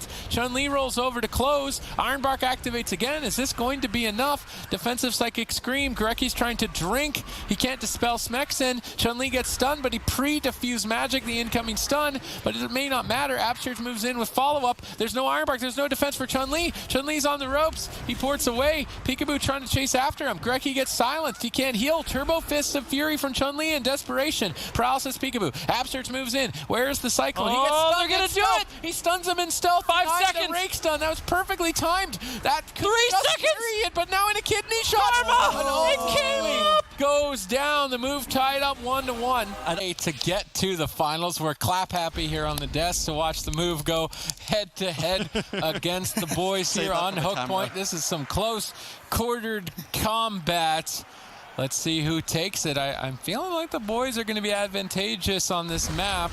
Let's see if the move has something to say about it. It's the battle of the Thus. The move versus the boys. WizK taking some damage early on. Rake stun over onto Upsurge. This is so important for both of these teams. I mean, for the move, this means a lot for their overall standings in the year, and of course, just their points to make it to the spring finals. They need to win this game. They need to start battling it back and try to make it into the grand finals for a rematch against the Mew Mew Kitty Cats. But there's an obstacle in their way, and it's the boys. It's Windwalker Death Knight. Not an easy matchup. Game number 2, they did an incredible job. They've managed to find a kill onto Chunli, but we'll have to see if they can do it again. All right, let's see if they can pull it off here. The move's tournament lives on the line. I feel like they need to get first place if they want to think about earning enough points to qualify. They're tied right now with M2KC, and if M2KC just take the entire thing, they're going to get leaps and bounds ahead of them. They need to battle it back. They have to take down the boys. This has been a team that's been very difficult for them in the past. This Death Knight composition is one that they've never really been able to overcome, at least not in a series. Here today, they've got an opportunity. Here today, they've got patch 8.2. Perhaps that can be enough for them. Yeah, and it really needs to be. They have to start making moves. WizK, he's a little bit low. Ironbark's going to deny. In the last game, I think Gorecki actually went out of mana. We saw a lot of pressure come in from the move. They did a really good job of making sure whenever Gorecki went and tried to sneak away for a drink, they were really punishing Chunli, forcing out defensive cooldowns, and eventually they were able to take him down. I mean, Chunli had just taken a little bit less damage. He had 1 second left on that Touch of Karma, just to really emphasize how close these games have been so far. The move, obviously, There's an uphill battle for them against this composition. WizK did a really good job in the last game, rotating through his defensive cooldowns, getting out consistent damage. He has to do it again in this game. WizK getting low. Vampiric Embrace trades out. Is it going to be enough? Is he going to use Dispersion? He goes for the Fear. Greedy plays from WizK, but it ends up allowing him to hold on to that Dispersion.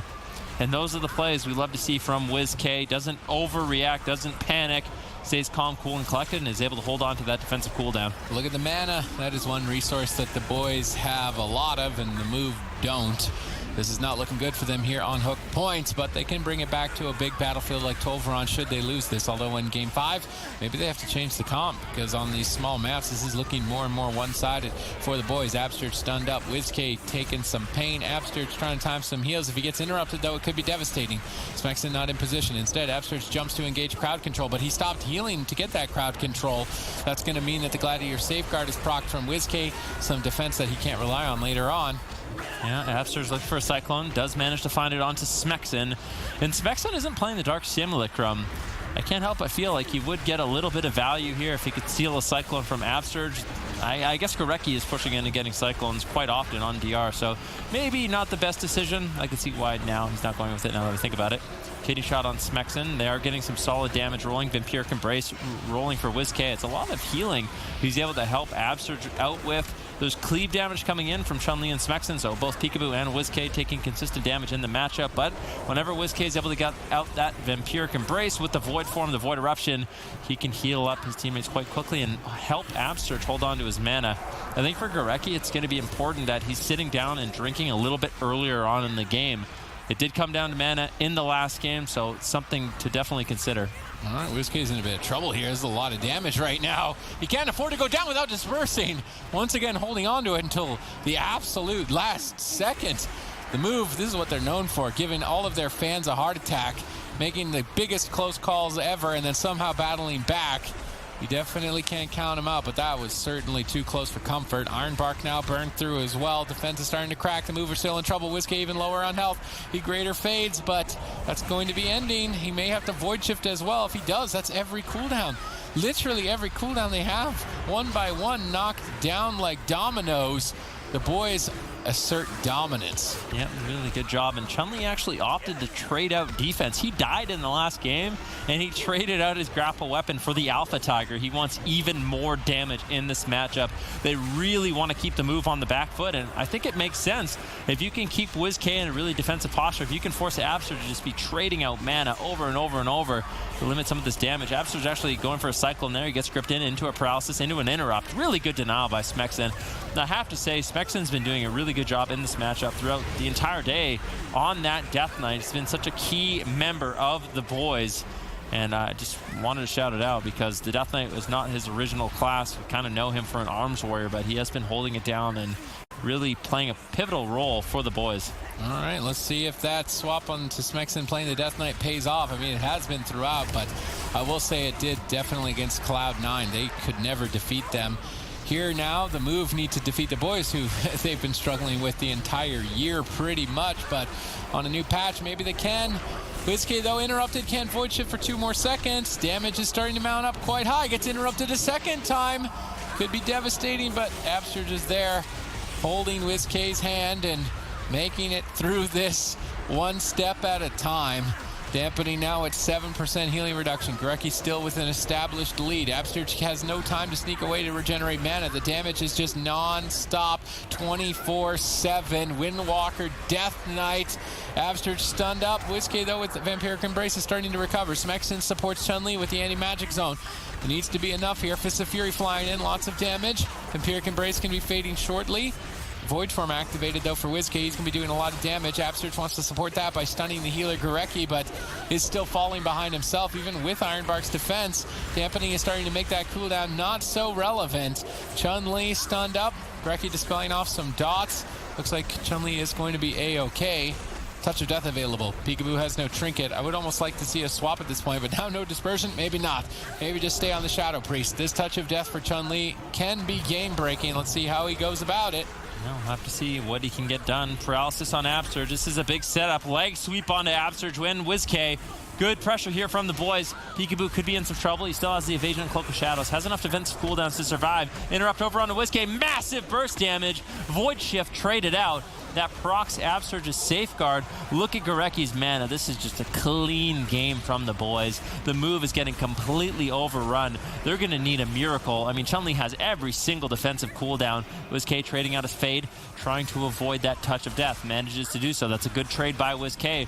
But who are they going to go after? I mean, they killed Chunli in the last game, but he just has so much defense in this game. And Goreki's playing a lot more cautious, a lot more patient, kind of realizing they're just going to win in a situation like this. WizK's got nothing left. There's a paralysis onto Absurge. How is he going to keep WizK alive? Look at the Solar Ashes flying in from Goreki. They want to take WizK down, but massive heals from Absurge. I can't believe he's still in it.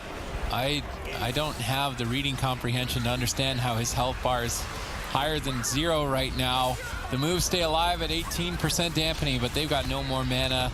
Defense is so limited. I mean, Ironbark may not even be enough. They Psychic Scream the Fist of Fury. They denied the kill at least for a couple of extra seconds, but a couple of extra seconds to do what exactly? There's still Fortifying Brew. There's still Touch of Karma. There's still Goreki's Trinket. There's still a lot of cooldowns that they need to get through, and they don't really have the time to do it. How are the move going to pull this off? If they manage to, they'll be on match point, but this is such a massive hurdle. I don't think they've got the moves to make it over. 2 members low on health. The boys are looking for a double kill. Yep, but are they going to be able to get it? Absurge manages to hold on. Peekaboo is low. Chunli low. He trades out the Touch of Karma. Is he going to be able to take down Peekaboo? He's got no cooldowns. Smexen mind controlled. WizK doing everything he can to keep him alive. Chunli on a solo mission. Now that Smexen's free, he forces out the dispersion. Absurge, I don't think he's got much mana left to work with. They're going for a kill onto Chunli, but Goreki, he's got everything he needs to stay alive. He's got the Bark Skin. He's got the mana. WizK manages to escape. Peekaboo still all over Chunli, but he walks into a double leg sweep. And now WizK is just in so much trouble. He has the Greater Fade. He trades it out. It's overlapped with the Ironbark. Peekaboo trying to bait them over, trying to soak some damage. He has the evasion to trade. Now Kitty Shot over onto Chunli. Goreki trades out the Ironbark. This is a swing match for the move. They have to win this game. It's just so important, but things aren't looking good. Oh, it's not been looking good the entire game. WizK's being overwhelmed here. He goes for a desperate Psychic Scream on a slither of health, but it's not enough. The boys move to match point. Yeah, Matt. Number 3, the move has to try to make something happen in the game. If it goes on too long, it just feels like it just starts swinging in the favor of the boys. Well, if we have any members of the move, they need your energy now more than ever. A top 3 finish is fantastic, but they'd love to make that a top 2 or even a top 1 here in the first cup of patch 8.2. I want to see the move a little more spry here in game number 4. They were becoming way too predictable. It was just easy for Goreki to heal Chunli. The move were never mixing up their targeting or their strategies. So I would like to see a little bit more movement from the move overall in here for game number 4. It's match point though. They're back against the wall. WizK pretty much quite literally against the wall there. Now advancing towards midfield. I'm curious to see where WizK wants to position. Is he going to be getting aggressive, trying to get on top of Goreki for Psychic Scream? It seems unlikely that he will ever be able to do so. Absurge is repositioning as if he wants to kind of get up close and personal with Goreki. Goreki also posing next to Absurge. Absurge is going to jump in first, stun up Goreki, but not actually land it. And then Absurge actually gets stunned himself. WizK in a bit of trouble. Huge damage, but Swiftman looks like more than enough. Absurge now moving in, gets a stun on Goreki. Is WizK going to silence out of the stun? Doesn't look like it, and with only just a stun, it's not enough crowd control. It's actually WizK who's falling behind while Absurge is toying around with Goreki. Yeah, and I mean, Chunli right now is going to be taking a little bit of pressure, but it's been really easy for him to shrug off that damage, at least early on, especially with all the defensive cooldowns that he really has to rotate through. Absurge now throwing out the Ironbark onto WizK. That's going to be denying this pressure from Chunli and Smexen, but at some point, we need to see enough pressure from Peekaboo and WizK to force Chunli to run away and play a little bit defensive in the game. In the last game, it seemed like Chunli always had an answer. There was no real moments where he was that afraid. WizK now getting bursted down. Vampiric Embrace is rolling. A little bit of extra healing from WizK to keep himself alive.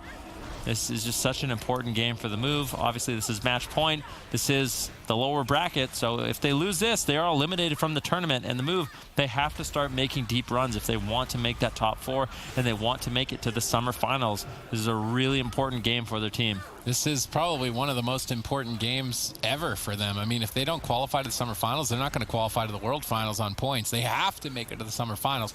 They need to get first place at this point. Otherwise, it could just be good night for their entire year. A lot rides on this singular game. Peekaboo's trying to take it into his own hands, switching over to Gurecki.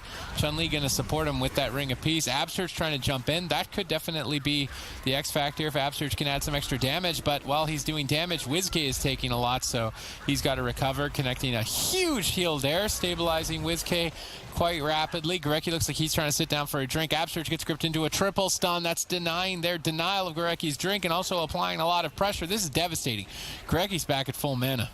Yeah, Chunli, he is getting damage rolling on WizK. Smexen also. Peekaboo trying to do something, trying to get some sort of damage, some sort of pressure rolling. Kitty shot now secured over onto Chunli. This is an attempt here by the move, but just look at mana.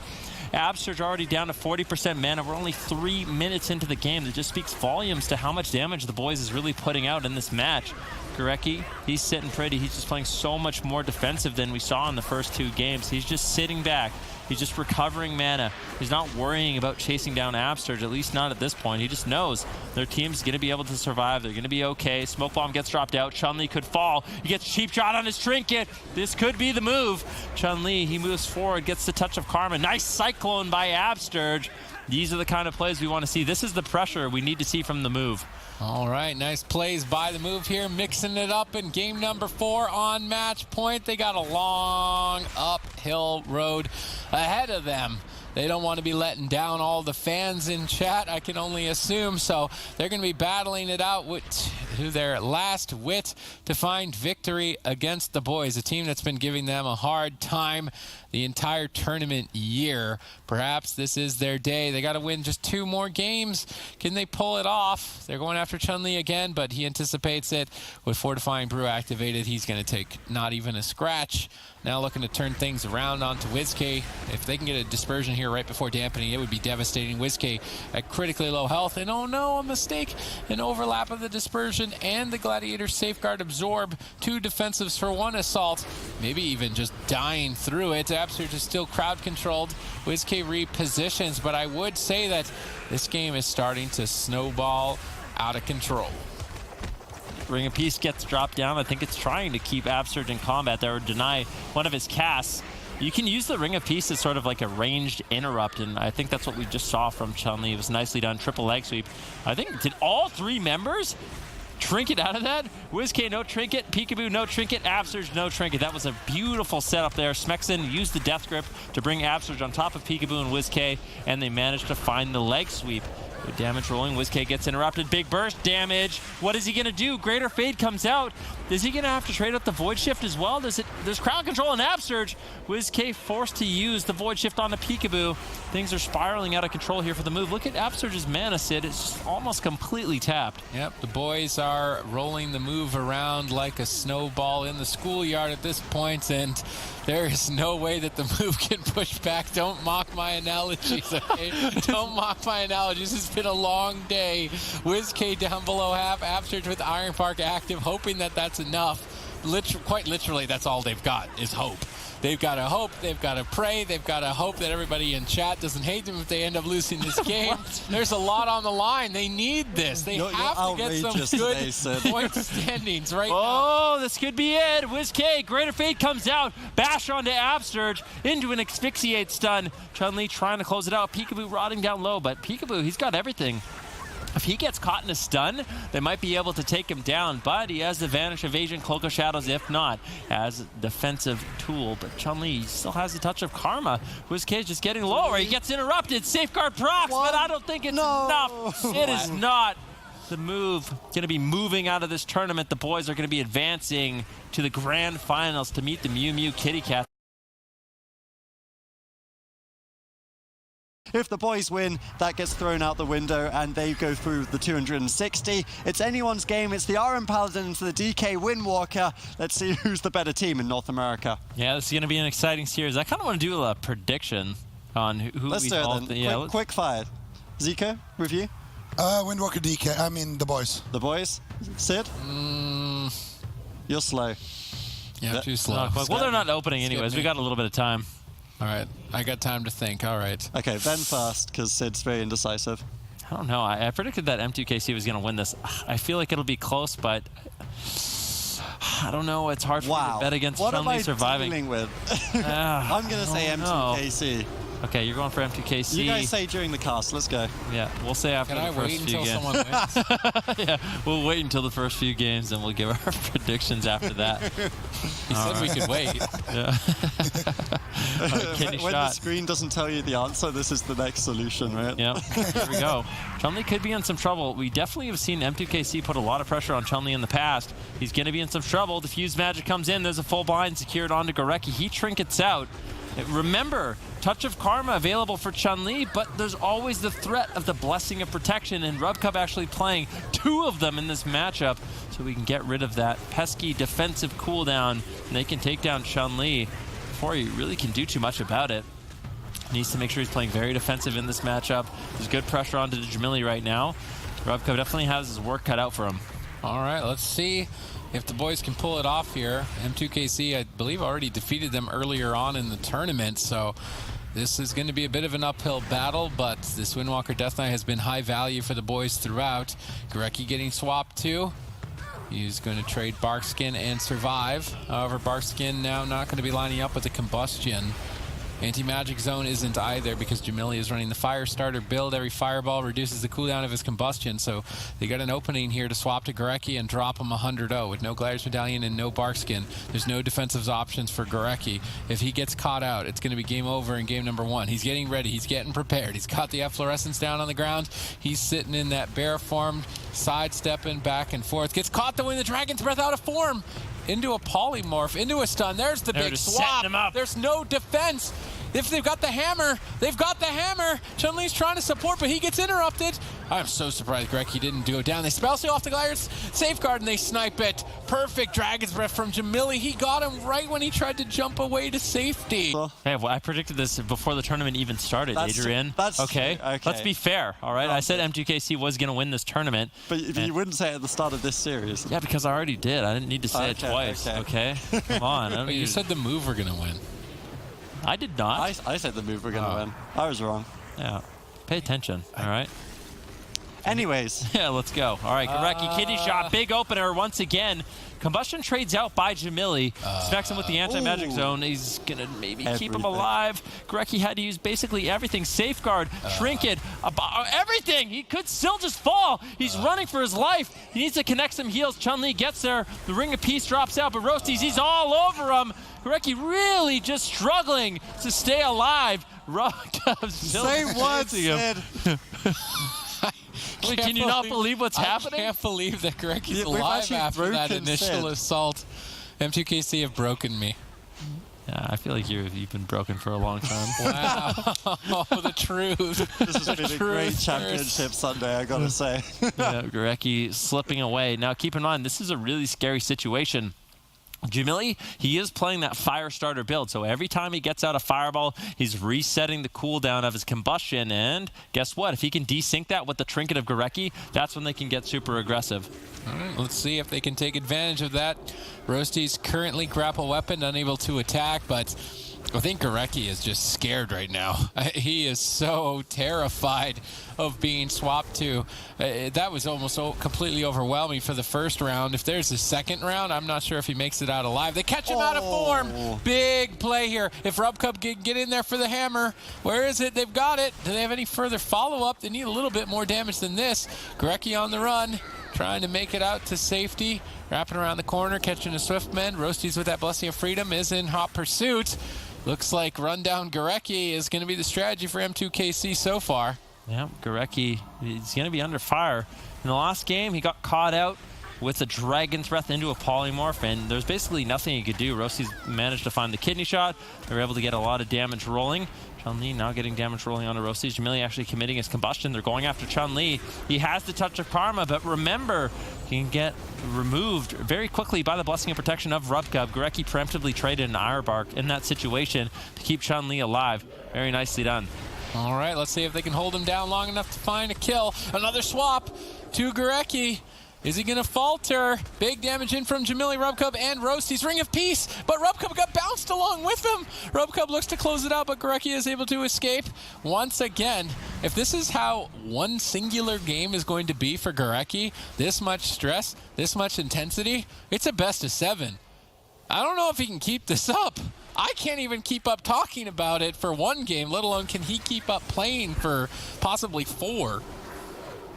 I'll have to see. I think Gorecki's actually using an interesting essence. I'm not exactly sure what it is. There's something following him around on the map. I think it might be... It accumulates all the overhealing over time. Is it the well existence? Well existence. It accumulates healing over time, overhealing, and then he can expend that to heal himself. It's a good move here as his mana wasn't really a problem. He needed some extra healing, so definitely an interesting choice on his part. But caught again out of bear form in a stun.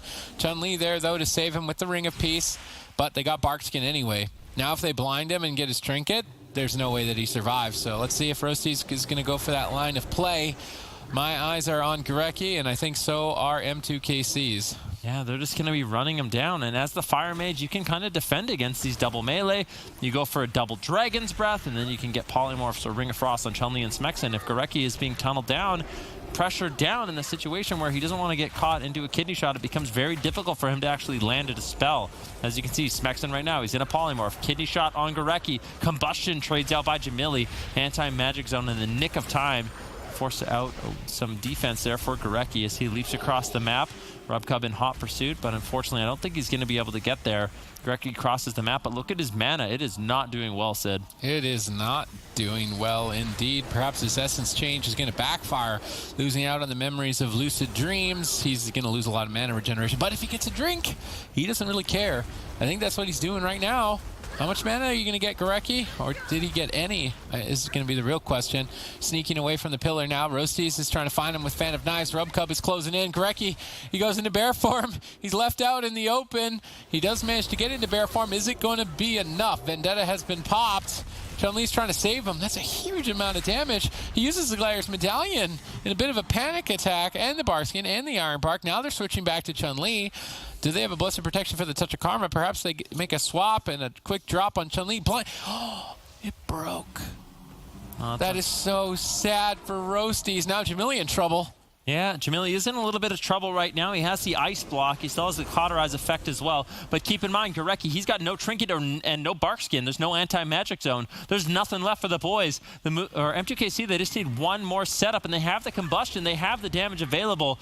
Jamili trades out the ice block, realizing that they're moments away from potentially winning this game. But Gorecki, look at him. He's in bear form. He's in the efflorescence. He's across the map. He's behind the pillar. He's ready to go. He knows exactly what M2KC wants to do, and he is ready for it. All right, let's see if M2KC can pull this off now. Rubcub had a significant deficit of mana. Dampening continues to rise. Chunli looks like the target now for M2KC, but I think Gorecki has to be the best target overall based on the pressure that I've seen so far. Really trying to lob in some pressure, but Gorecki wraps around the corner, although at the expense of his Barkskin and his Ironbark once again simultaneously. An opportunity maybe. Avenging Crusader comes up in 20. Rubcub doesn't really have a lot of mana to really activate it, though, so I feel like M2KC only have a couple of setups left unless Rubcub looks for a drink. Chunli rolls over to try and support Gorecki. Roasties is gunning down for his life. Full kidney shot. I think this is more of a bait at this point. I mean, how much damage do they really have? Double leg sweep from Chunli is enough support. Gorecki sneaks away, once again kiting across the map, but this is a very big map. I mean, it's probably the best map for Gorecki to survive, and he's barely surviving. So if we go to other maps that are smaller, I mean, this is going to become, I feel like, so difficult for the boys to be able to pull off. I think M2KC just have a huge amount of damage available for Gorecki at any given moment, and Sure, perhaps the boys can sneak by here on game number 2. He got the but sap. oh, he gets the sap out of the Hammer of Justice. He tried to dodge the polymorph, but didn't get into combat. But it's actually Chunli who's in trouble. This is a bit surprising. Gurecki sitting through an extended crowd control chain, but Chunli's the one who falls behind. Avenging Crusader activated by RubCub. Who are they going to go after? RubCub in midfield. He could go after anyone. I think Gurecki is now no longer an option. I think the Blessing Protection on the Touch of Karma might be their only way out. Chunli sees the attack coming, rolls out of the fight. He is long gone. No crowd control out of the Hammer. Gurecki on the run.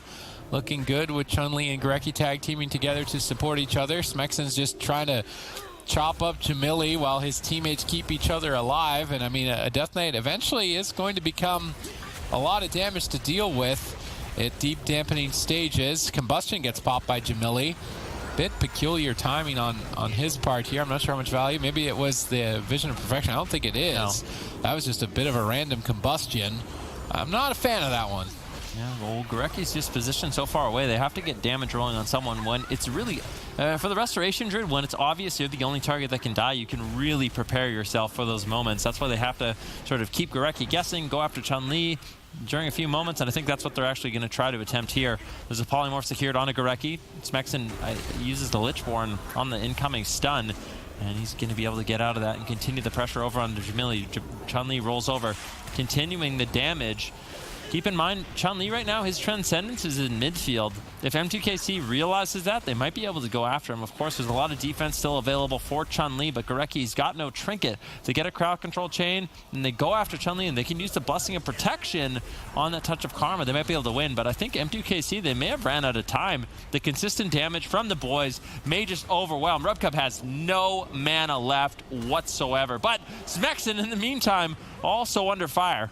Oh, deep in dampening. The Death Knight does become a bit of a liability here if M2KC can hold on a little bit longer. I feel like RubCub perhaps should have looked for a drink at some point in this game, because that is definitely the late game potential. Touch of Death as it explodes. Big hit on Chunli. Blessing of Protection to stabilize, but now no longer available for Touch of Karma later on.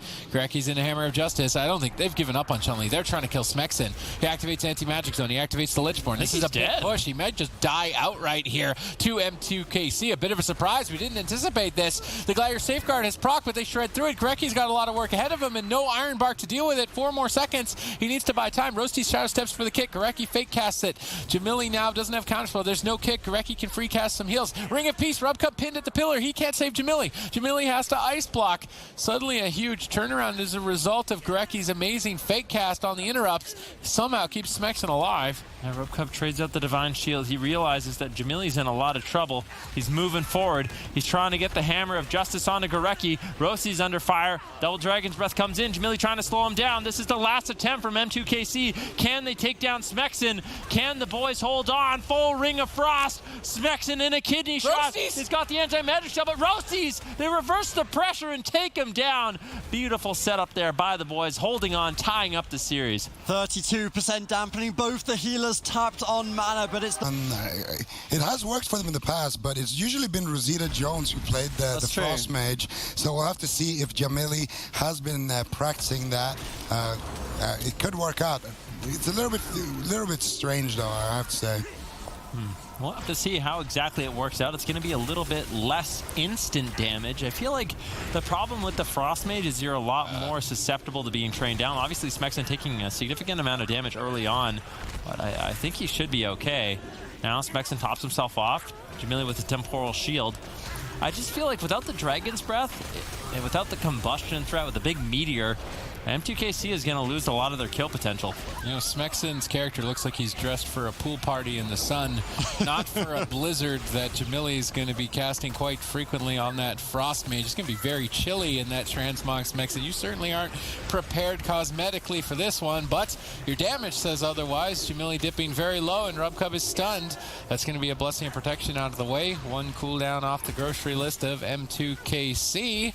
And I'm not sold on this Frost Mage switch just yet. He's a Death Knight, dude. I don't think he's too worried about the cold. They don't get cold? I don't think so. He's just trying to show off the new features of 8.2. Don't assume things. I'm happy about Some it. Death Knights feel things. All right, well, kidney shot over onto Chunli. Iron Bark has a response from Gurecki. If we look at mana, actually, this isn't looking too bad. I'm trying to look at Chunli's build right now. He is playing a very His build relies on him casting out Frostbolts in this matchup.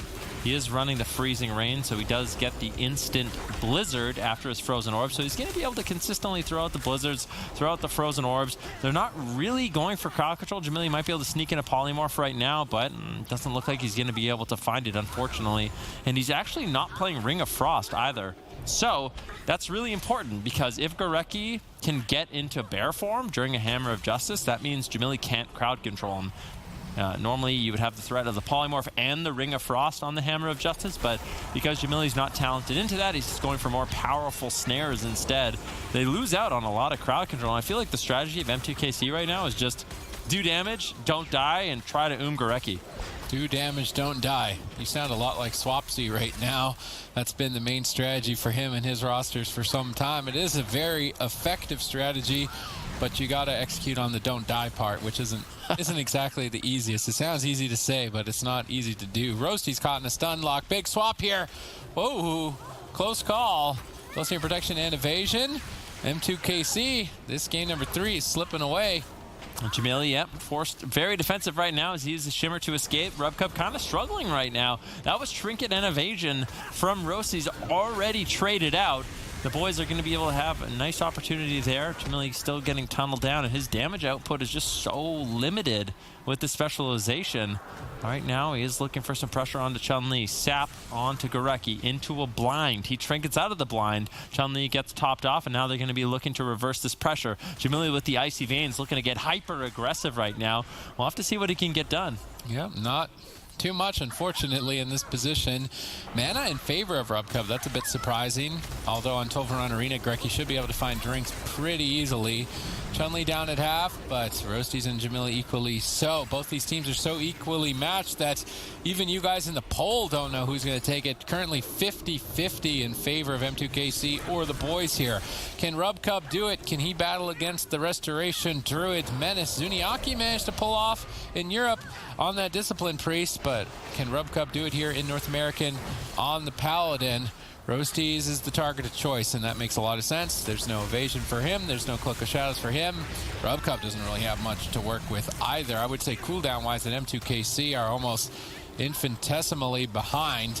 Although now potentially looking for the kill. Avenging Crusader popped by RubCub. They need to get a lot of pressure here, but they're not even scratching the surface of the boys in Game 3. Yeah, the boys are looking really healthy in this game. Mana is relatively even. Gorecki at some point might have to escape for a drink. Temporal Shield trades out. Jamili still getting bursted down. Massive hit, but he gets topped off. Nicely timed Temporal Shield. RubCub manages to keep him alive. Roasties, not too many defensive cooldowns left. He does have his Trinket.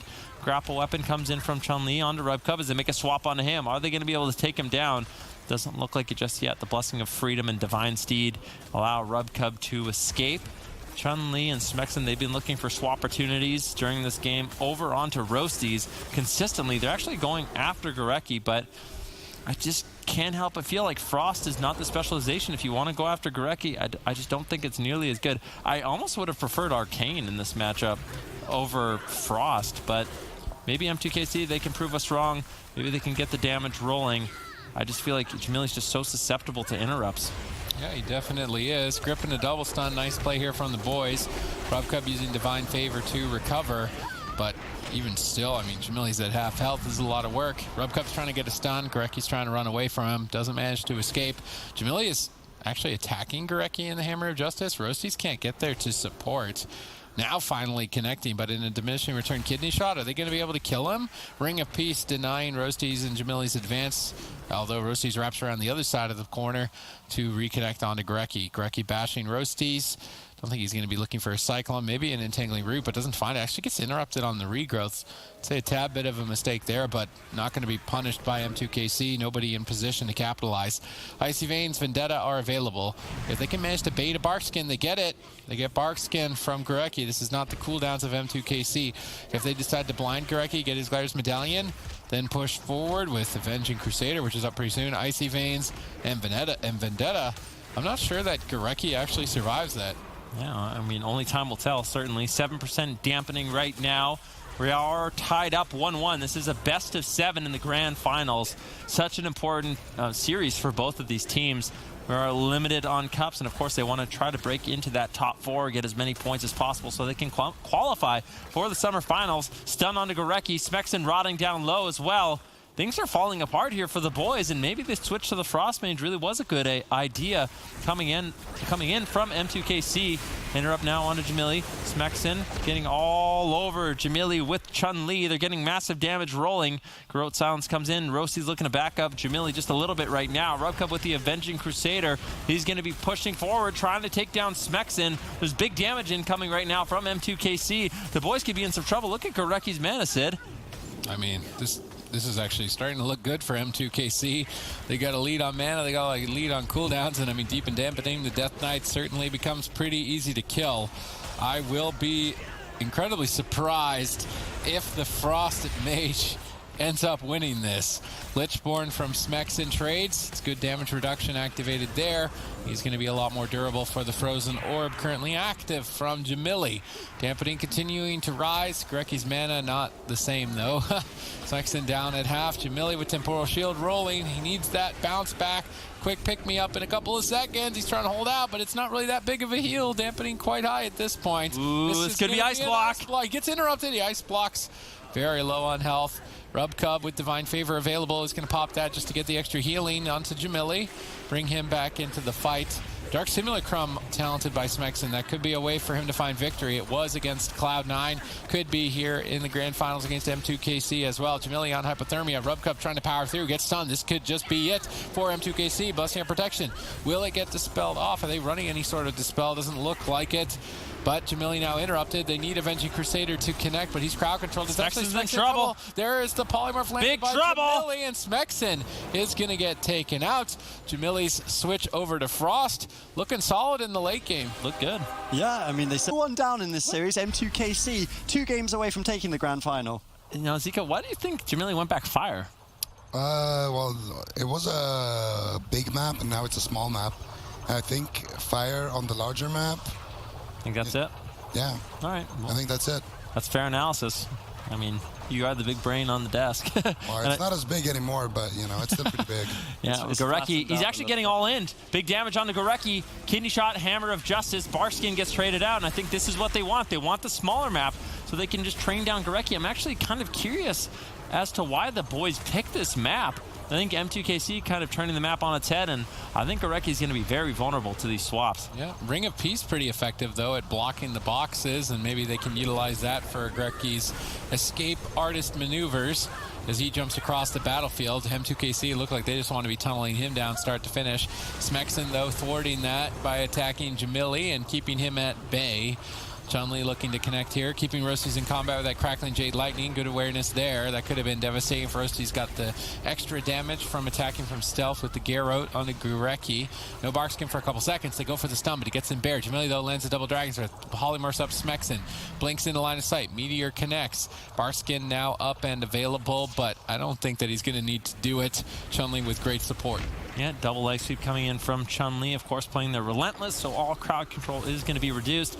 I think this is exactly what we want to see from Chunli, what he's doing right now. It's going to be Rossi's chasing down Gorecki, and when they're ready to go with a Kidney Shot, what Chunli does, he lands the double Dragon's Breath onto Smexen, onto Chunli. They can't interrupt him. He can land the Polymorph onto Smexen. That way, Smexen cannot support with the Death Grip, and Chunli can finally get some damage rolling, because essentially the objective of the boys in this game is just keep Chunli away from Gorecki. Don't let him Kleptomania. Don't let him deal damage. And if they can do that, Gorecki can survive. Of course, Chunli, he's going to be wanting to save up his Shimmers. He's going to be wanting to get freedom from Rubcub so he can stay on target. And that's the little mini game going on. That's really important for both of these teams to keep in mind. All right, Vendetta's coming up in 20. Combustion is already available. Avenging Crusader is now available. And they just got Barkskin, although it's because of the combustion. There's only 2 more threats, but no Gladiator's Medallion, so Gorecki can't escape from crowd control. If he gets caught out of bear form in a stun, I think that his luck is about to run out. So let's see if M2KC can set that up similarly to how they did on the Grand. Now they're targeting down Smexen. I think this is to maybe bait Gurecki into switching some heal over time effects or commit some defense that isn't necessarily needed at this moment in time. Roasties is sneaking over swiftly with that sprint, trying to connect to Gurecki, but Gurecki goes into stealth. He's invisible right now to his opponents, reopening far away from Roasties. Jamili popping that blazing barrier, trying to absorb some punches here. Crowd controlling Chunli. Rubcub Roasties, they're charging in. They've got him cornered. Gurecki's got nowhere to go but bear form behind the pillar with an efflorescence. So that's a lot of extra healing that he is going to receive. Now Death Gripped, Jamili is unable to connect, and Gurecki survives the stun. Great setup on his part. However, the pressure is still there despite that great setup during the stuns. Perhaps it's not enough. Ironbark going to be fading shortly. Gurecki continues to run in the outskirts of the map. Chunli with great support. I do like Chunli consistently bouncing back and forth between supporting Gurecki and then also supporting Smexen on offense. Definitely good awareness on his part, knowing exactly when to play defense and offense. And Gurecki has had really good positioning in this game so far. Now into a kidney shot, but look at Jamili. He's having such a difficult time actually landing damage. Finally gets there. There's the damage that we want to see. Smexen has been all over him. Combustion gets popped out late. Not sure I'm a big fan of that combustion. Gurecki already had his bark skin rolling. It didn't seem like Gurecki was in much trouble. I think it could have been played out a little bit more patiently, but they did overlap the combustion and the vendetta. Gurecki should be okay. He has his trinket. He doesn't have a bark skin, but with trinket, with iron bark, he's going to be able to survive the next swap quite easily. Yeah, I think this is a game that is going to be going into dampening. And I'm wondering if Rubcub can maintain his mana to that point, because we saw how easily they can take down Smexen in those deep dampening stages, and that's still on the table. So I feel like the boys need to start powering through some damage to run Rubcub out of mana, or powering through to just end the game with damage earlier on. I mean, Rubcub's interrupted, now into a stun. Good crowd control chain by the boys, but Chunli gets peeled away with a kidney shot. Desperately trying to connect to get the cauterize here while Rubcub is trying to get an offensive stun. Jamili gets interrupted again. That's the cauterize. Great play there by the boys, pulling 2 cooldowns for 1 assault off the back of a great crowd control chain and consistent pressure. And a little bit of a mistake on Rubcub's part. Rubcub got a bit overeager trying to get crowd control and wasn't healing Jamili for a little bit, and then ended up costing the cauterize, an important defensive cooldown of the Fire Mage. Gurecki gets caught. He's in cat form. Rubcub's charging in, looking for the hammer. Lays it down. This could be devastating. Gurecki's Barskin may not be enough. He trinkets the Garrote Sounds. Oh, Kleptomania! Kleptomania! Big play. Anti-magic zone gets dropped.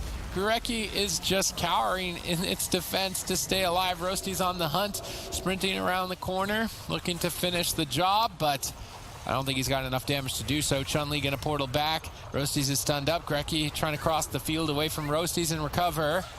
Close call for him, but he makes it out alive nonetheless. Chunli had a really nice ring of peace there. He put it on the edge, and it was essentially impossible for Roasties to reconnect. Gurecki actually sitting down for a drink.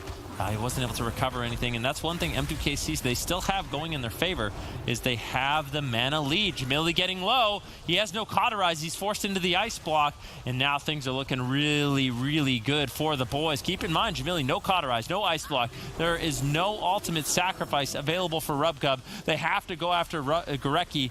Do they have the damage? Unfortunately, they do not. Chunli lands a nice double leg sweep. Gurecki managing to escape once again, and this is just, look at Jamili's character. It's just so difficult for him to stay on target. Smexen and Chunli, they are all over him in this game. Ring of Peace knocks him back into the Fist of Fury. Double Dragon's Breath. Who's he going to polymorph? It is going to be Smexen, so it's up to Chunli to play defense for Gurecki. Roasty's going for a solo kill, but that's going to not really do too much. It's not going to do too much indeed. Chunli falling a little bit behind, but ultimately I think it's non-consequential. Jamili, that's where all of our eyes need to be centered on. He has not much defense left. He needs to try and avoid damage at all costs. He Frost Novas the Fist of Fury and moves away. Good maneuvers there. Roasty comes back to support. Gurecki's crowd controlled. Roasty's looking like he wants to try and help get further crowd control. Going to go for a blind before the Gladiator's Medallion is up. Big push on Chunli. If they bop off the Karma, he could just die. They bop it off. They're going for the all-in. Gurecki's still in crowd control for 2 more seconds. Are they going to take Chunli out? They're so far behind. If they manage to do so, this is it. Last-ditch effort. But they get denied by the Ring of Peace. Beautiful double leg sweep. Fist of Fury cleaving in. Big damage onto both Roasties and Rubcub. But Rubcub has Avenging Crusader up. He's going to be doing a lot of damage back towards Chunli. Chunli switching targets. Back to Jamili. Jamili, knowing that he is the best target to be on. Blessing of Sacrifice forced to be traded by RubCub. He needs to deny the damage of that Touch of Death. But even still, he may not. Is he running the Ultimate Sacrifice? It's redirecting the damage regardless, so RubCub's going to have to deal with that at some point. He's standing next to Gorecki. Gorecki wants to avoid being stunned. They stun RubCub, so Gorecki has some time to reposition. Bit surprising to not see him change sides. He's actually going into stealth. RubCub moves to stop him. Doesn't find him with the consecration. Gorecki moves out of range of the stun. Jamili's now in trouble. RubCub repositioning at the top of the ramp to recover, but not many options. Smoke bomb gets dropped. They're desperate to make something happen, but Chunli saw it coming. He had Fortifying Brew active before. He takes absolutely no damage and continues the hunt for Jamili's head. Jamili trying to take down Chunli. That was a beautiful defensive play there by Chunli. They got the Blessing and Protection on the Touch of Karma. He managed to get his Transcendence. He sort of baited RubCub and Roasties on top of each other with his Ring of Peace. Got the double leg sweep and ultimately survived the Gladiator Safeguard. Definitely helped him out in that situation, but it was just nice plays. And now Gorecki, he is sitting comfortable with his Trinket still. He was able to sit through that blind. Chunli getting Iron Bark. That was a really nice preemptive heads-up play there by Gorecki. We're at around 22% dampening. This could be the point in the game where they decide to go after Smexen, where he becomes a lot more vulnerable in this matchup.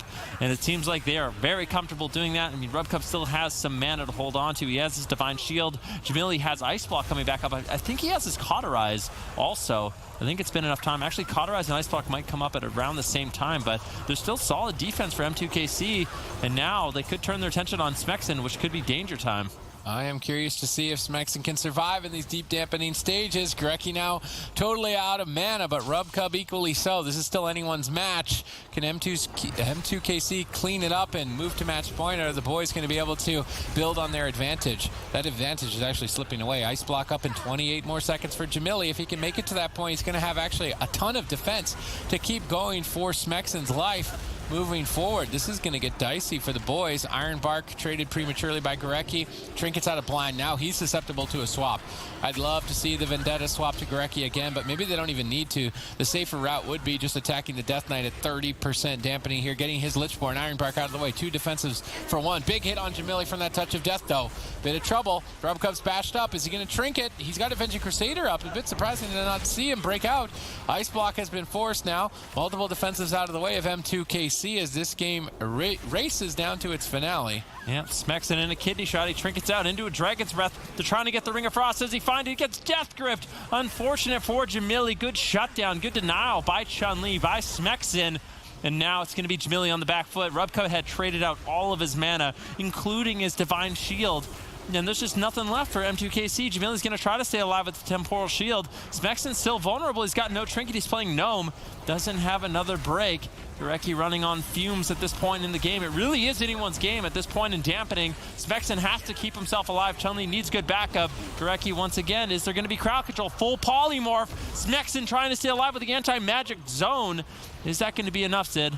I mean, he used it outside of the cooldown window, so perhaps later on, big punish. It was necessary, though. Smexen down below half, still taking a beating. Gorecki struggling. He's 4 seconds away from Iron Bark. Lichborn needs to be enough. Dampening so high at this point. Gorecki somehow keeping him going. RubCub's in position to get crowd control, but gets crowd controlled himself on that bash. He trinkets, goes for a stun of his own. Gorecki activates Iron Bark right before it, anticipating that move from RubCub, reducing a lot of damage on Smexen, but now the defense is faded. Smexen's in trouble on the next stun. How is he going to make it out of this situation? Maybe just by killing his opponents before it becomes too overwhelming. Jamili and Rossi's both down at half health, and RubCub, not many options left for him. Combustion coming up. 3, 2, 1. Now Jamili has some big damage available, and I think he needs to pull the trigger on it right now if he wants to find a kill. He's against the wall. No cooldowns left, really. Blessing of Sacrifice right at the last second. Here it is. Here it is. Combustion gets traded here with the anti-magic shield. Smexen moves forward to crush out M2KC in game number 4. Jamili goes down. We're moving to game 5. Yep, Smexen with the kill there. Over and over. Yep, Zico showing he's not a politician here, actually answering the question. Well, another thing we kind of talked about in the last game is the fact that Gorecki was able to drink. And that might just not happen on this map. I mean, it's so small. I pointed that out. It's going to be really easy. I mean, I'm having a really unique original thought right now. I think Gorecki's not going to be able to drink in this matchup whatsoever. RubCub, Jamili, and Rusty's going to be able to stay all over him. There's a big all-in attempt here right now. Gorecki now caught into a hammer of justice. Kleptomania comes in, but it's before the safeguard. I don't necessarily like that. I feel like If Safeguard is available for Gorecki, Jamili needs to exclusively save that Kleptomania to remove that shield. Otherwise, Gorecki's not going to die through it. All right, let's see if they can set up that swap here on hook point. Who's going to take it? Who's going to match point? Is it going to be M2KC? Is it going to be the boys? Everybody in chat doesn't seem to know either. It's 50-50 splits. Gorecki stun lock, another swap. Anti-magic zone here, dropped by Smexen. That purple barrier protecting Gorecki, although he doesn't think it's going to be enough on its own, has decided to commit his Iron Bark now as well. So he wraps around the wall and looks to avoid M2KC at all costs, but Jamili Frostnova's actually whiffs the Dragon's Breath there. Bit of a mistake. Gorecki gets back to safety. Yeah, Gorecki's going to be able to survive. He was looking for that style point once again where he gets the Dragon's Breath on Gorecki into a polymorph, and then they can set up out of that. But look at Gorecki's positioning. He's doing a really good job escaping, crossing the map. Now in a Kitty Shot, this could be a bit of a disaster. Kitty Shot comes in. If there's a Hammer of Justice, there's a lot of damage still available. Gorecki gets lower and lower. Garrote Silence comes in. Does he have the Kleptomania available? Not sure if he's going to be able to get out of this one. Chunli trying to back him up, but there's a Blessing of Protection on the Roasties. RMPal actually uses the Blessing of Protection aggressively in that situation, trying to take down Gorecki, but he manages to survive, and now they don't have that as a vital defensive cooldown. All right, let's see if the boys can capitalize on that opening here. 2 minutes into the match on hook point. Gorecki getting swapped to by M2KC again. Kidney shot in the Hammer of Justice, but not even needing to bark skin. Bit of a statement here by Gorecki in game number 5. We're playing so many games here in the grand finals, I'm eventually going to slip up and make a mistake on counting that high. Jamili trading Temporal Shield as he anticipates an attack, healing himself back up. Yeah, we're at 5 now, so it's getting scary. You might run out of fingers and toes eventually. And we'll have to see. Roasties taking some damage. Chunli still just trying to play defense. He manages to find the double leg sweep on Roasties on Rubcub.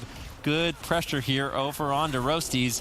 Jamili needs to get in line of sight, but Gorecki, once again, he crosses the map. But there is a mana lead for M2KC. Gorecki might have to try to sneak away for a drink, but we kind of don't think that's going to be a possibility on this map.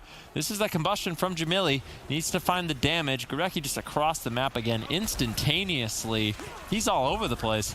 Yep, Gorecki is all over the place. He is quite a slippery fella on that druid with the feral affinity sometimes. Able to dish out a lot of damage and able to escape to safety, bounce between defense and offense. That is definitely what we know and love about Gorecki. M2KC here currently trying to gun down for a kill on him still with the Hammer of Justice engaged, hoping that Barskin is going to be enough. Jumping into bear form while Roasties is stunned. It looks like it is going to be more than enough. Gorecki now safely at the pillar, but mana not looking too good. And I still think that M2KC should perhaps just slow down a bit. Focus on just crowd controlling Chunli and Smexen, stop some damage, get mana on Rubcub, get into deep dampening, and then just kill the Death Knight and deep dampening. I feel like it's pretty straightforward. We've seen it already work one time. I would be just blown away that if they don't try to do it at some point in this series other than that one win. Oh, massive damage on Roasties. This is a nice setup. He doesn't trade out the trinket. That was a touch of death into a leg sweep onto Roasties. Well timed. Ultimate sacrifice coming in there by Rubcub, trying to slow down some of that burst, and they do manage to do so. Chunli realizing he's a target, immediately running away. Ring of Peace usage by Chunli in this series has been quite phenomenal, honestly. Really utilizing and showcasing that ability to its maximum potential, both defensively and offensively. Another attempt here. Combustion gets traded out. Anti-Magic Zone and Iron Bark overlap. Chunli's going to be A-OK from that setup, but they managed to get a nice little 2-for-1 there. And Jamili, with the build that he's playing, with the Firestarter, should be able to reset that combustion quite quickly. All right, let's see if Jamili can burn through the cooldown of his combustion so it does not line up with the anti-magic zone of Smexen. Perhaps then they can find an opening to get a kill.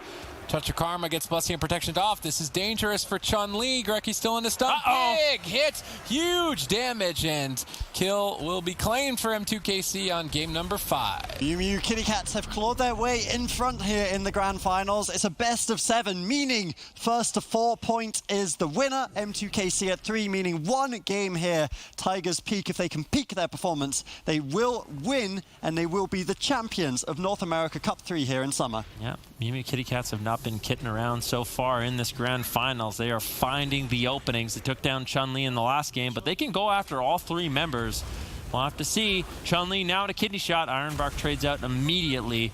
Who are they going to go after? It's all about, it's a trade of cooldowns, really. What they're trying to do is bait out cooldowns from the boys with Combustion, with Vendetta, with the Avenging Crusader.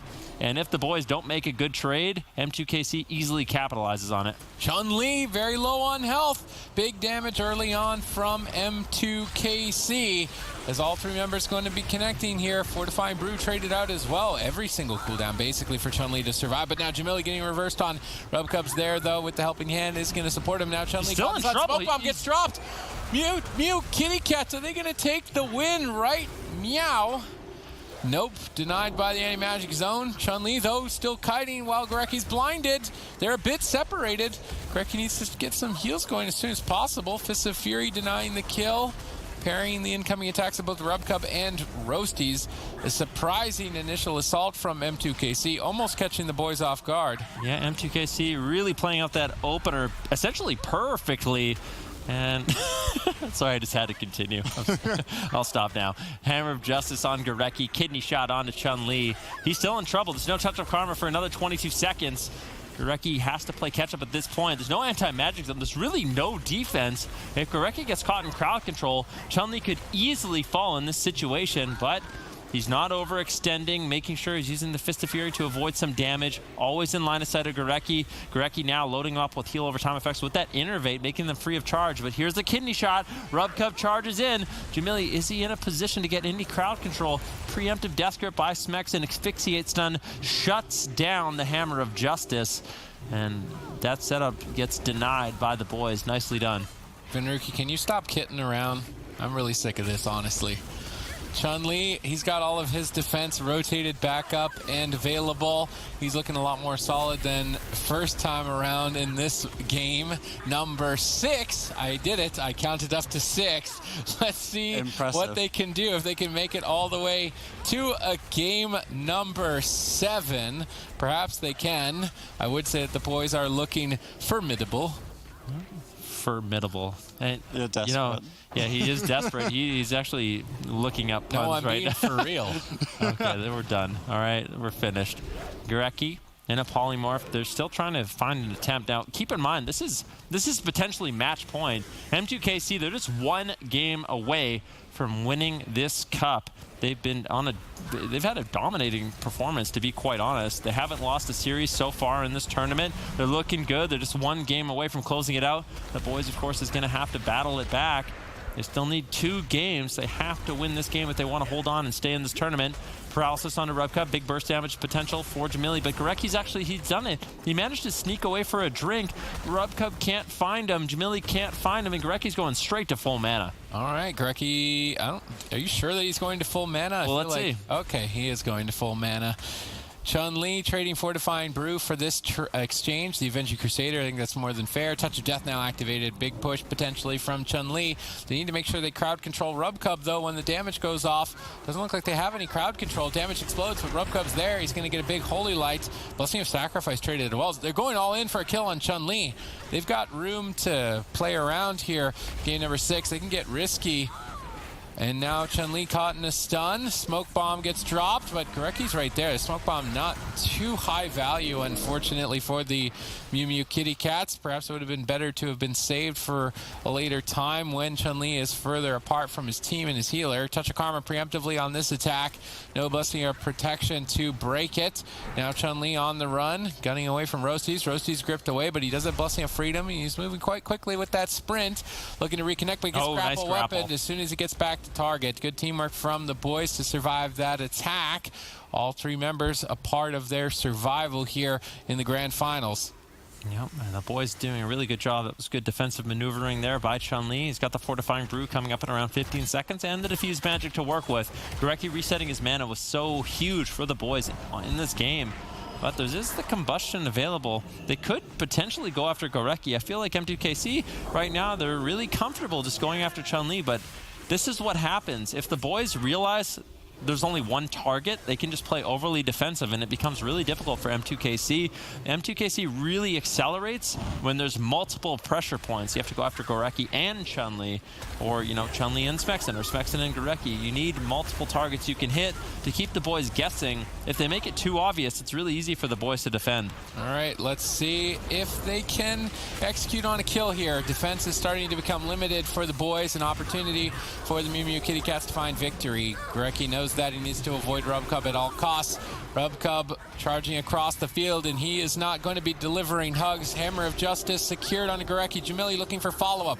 Gets the Ring of Frost. Chunli is isolated, but he is owning Roasties with the Ring of Peace and Paralysis. Roasties can't connect whatsoever, so despite the crowd control efforts of Jamili and Rubcub, if Roasties can't do any damage, Chunli is going to sit pretty. Finally, Roasties connecting here, but it's towards the tail end of the crowd control, and more than enough time for Gorecki to connect an Iron Bark to save him. Now Chunli is looking to get aggressive.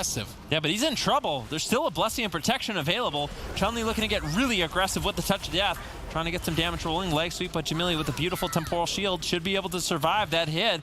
Chunli with the Fortifying Brew has been activated. Hammer of Justice on Gorecki. Chunli preemptively running away. Rolls across the map. Uses his portal to escape. Actually didn't use his portal, so he still has the Transcendence. He just hightailed it out of there. They got the cooldowns they needed, which was really only the Temporal Shield. And now it's M2K's opportunity to strike back. Kidney shot on Chunli. Gorecki with no trinket available. I think he actually trinketed out of a blind there. So now there is an opportunity. If they can get the Hammer of Justice into the Ring of Frost or Polymorph, that's when Chunli's going to be really vulnerable. Oh, yeah, most certainly will. There's still one Blessing of Protection left for Rubcub. Still a lot of mana in the tank, too, if they want to go after Smexen, and still another game in the bank if they don't manage to take it out here on Tiger's Peak. The way that this has been bouncing back and forth, I think it is looking likely we're going all the way to a game number 7 here in patch 8.2, Summer Cup number 3, the first tournament of patch 8.2 with a lot of new things to play around with, and it's definitely paid favors for teams such as Enlight. Zuniaki managing to pull off a victory with that Discipline Priest in a surprising, dominating fashion in the European region. Now M2KC looking to rep it here on the Fire Mage, Assassination Rogue, Holy Paladin. They're pretty close. In fact, as close as you can get. One win away here in the Grand Finals. Yeah, really close to closing it out, securing this cup in their favor, and securing all of those points. Such an important thing to happen. Gorecki now into a Polymorph. Chunli uses the Touch of Karma, Blessing and Protection. Roasties chasing him down. Chunli crosses the map. Can they take him down? Gorecki responds with the Iron Bark. Turbo Fist comes in. Chunli is going to survive this, but at what cost? I mean, there's still no trinket for Gorecki. He traded out the Touch of Karma. A lot of defensive cooldowns exchanged, and there's still a Smoke Bomb. I'm not sure if he has his trinket or not, but if he doesn't have trinket, there's an opportunity for M2KC to just drop the Smoke Bomb, get big burst damage out with crowd control on Gorecki, and Chunli can't really do too much about it. Smexen's going to have to back him up with that anti-magic zone. All right, let's see if Smexen can save the team here. Chunli once again on the run, but all 3 members of M2KC are there. There's a lot of damage. Fortifying Brew, Diffuse Magic, it needs to be enough. Is it going to be is the question at 22% dampening. Gorecki's caught in a Polymorph. Chunli's on the run. Roasties is chasing after him with the Blessing of Freedom. Rubcub on one side, Roasties on the other. Ring of Peace denies the reconnect. Chunli with amazing kiting against Roasties every time that Gorecki gets crowd controlled. You can tell that he's very experienced in 1 versus 1 situations, dealing with that perfectly. Beautiful Dragon Breath on the Fist of Fury. Kidney shot to follow up. Chunli in trouble. Where is he going to go? It's match point. If he goes down, he's going to be going home in 2nd place. He transcendences away, but Roastie's in hot pursuit. Rubcub supporting, but once again can't connect and finish him. Paralysis to wait for a second. Chunli avoiding Rubcub until Gorecki is out of crowd control, but look at the mana right now. It's not good for the boys. Yeah, M2KC, they've just been unrelenting on Chunli in this game, and it's been a struggle for the boys to develop any pressure. Gorecki right now, he's sitting down for a drink. I think he's able to recover quite a bit of mana there, as he knew Chunli was going to be fine. He took that opportunity to get out of combat, but unfortunately not able to recover too much mana. Now Sid, we're at 28% dampening. Do you think we're going to be going after the Death Knight? No, we're not at the magic number, man. It's 40%. Although we still have 2 more games for Zico to win our bet. Yeah, I'm winning right now. This is great. Yeah, you're pretty happy right now. Chunli in trouble. Touch of Karma available. this is a bit risky holding on to it this long. He's on the run at sub 30% health at 30% dampening. Rubcub wants to close this game out. He's charging in. Gorecki tries to jump to Chunli's aid, but both Roasties and Rubcub are there. Chunli's doing everything he can, knocking Roasties away. Jamili, though, is getting soloed by Smexen. Rubcub left Jamili alone for a couple of seconds with Smexen, and he got torn apart. Finally, though, recovering. Significant lead for M2KC. It's not good for the boys. They're on match point here. Dampening continues to rise. Roasties gets swapped to as he overextended. Chunli crowd controls Rubcub. Chunli goes for the solo kill, gets denied. Roasties stuns him up. Smexen moving over. Would like to support. He's just going to be chains of icing Roasties. Chunli has a lot of defense now available. Fortunately for Gorecki, he's got innervates. All of his healing is free. Even though he's got no mana, he can save the team right here and now. Big damage on Jamili. Still has Ice Block, but may have to use it here shortly. Yep, Chunli is going to be in a little bit of trouble. He pulls out the combustion. Who are they going to use it on? It's Chunli. He's in a smoke bomb. He pre-diffused magics this kidney shot. Nicely done by Chunli. Cheap shot, Garrote Silence comes in. Chunli's still pushing forward. He has the touch of karma, but there is a blessing and protection. Jamili getting low. There it is. Trades out the ice block. Is that overlapped with the blessing and protection? This is nightmare. That's a bad call for M2KC. I think Chunli might be able to survive. He's got the fortifying brew. He's got the iron bar. And there's a massive cooldown overlap. And Chunli just trying to solo Roasties right now. Big blessing of sacrifice saves Roasties. Chunli's out of defense. Roasties out of defense. It's just a matter of time at this point. This game is going to be coming to a close shortly, and it's still too close to call to who's going to take it. Rubcub manages to stabilize. Gorecki has done the same. Jamili, I mean, the only thing that isn't really going well is that Smexen is just owning Jamili for about the last 3 or 4 minutes. He's had consistent pressure. Avenging Crusader up, but it's not topping Jamili, and it's not even denting the boys. The boys are looking solid here. The Mew Mew Kitty Cats, they need to make a big push if they just want to close this out and take the championship. Rubcub moves in, secures the stun. Chunli, he's on the run, but he's been on the run the entire game. How many lives does he have? The Gliders Maledict's absorbing so much healing on Chunli, and Gorecki's in a blind on his trinket. There's absolutely no way. Chunli gets closed out. Mew Mew Kitty Cats take summer. Start of the day, they weren't even in the top 4 on points. Now they're going to be tying it up for first. M2KC, really a wonderful story for this team, especially, you know, we had, I think Sidu tweeted this out, there was a sea of druids throughout the entire weekend. In Europe, a Discipline Priest won, playing a little bit of Resto Shaman, and now in North America, we've had a Holy Paladin win, so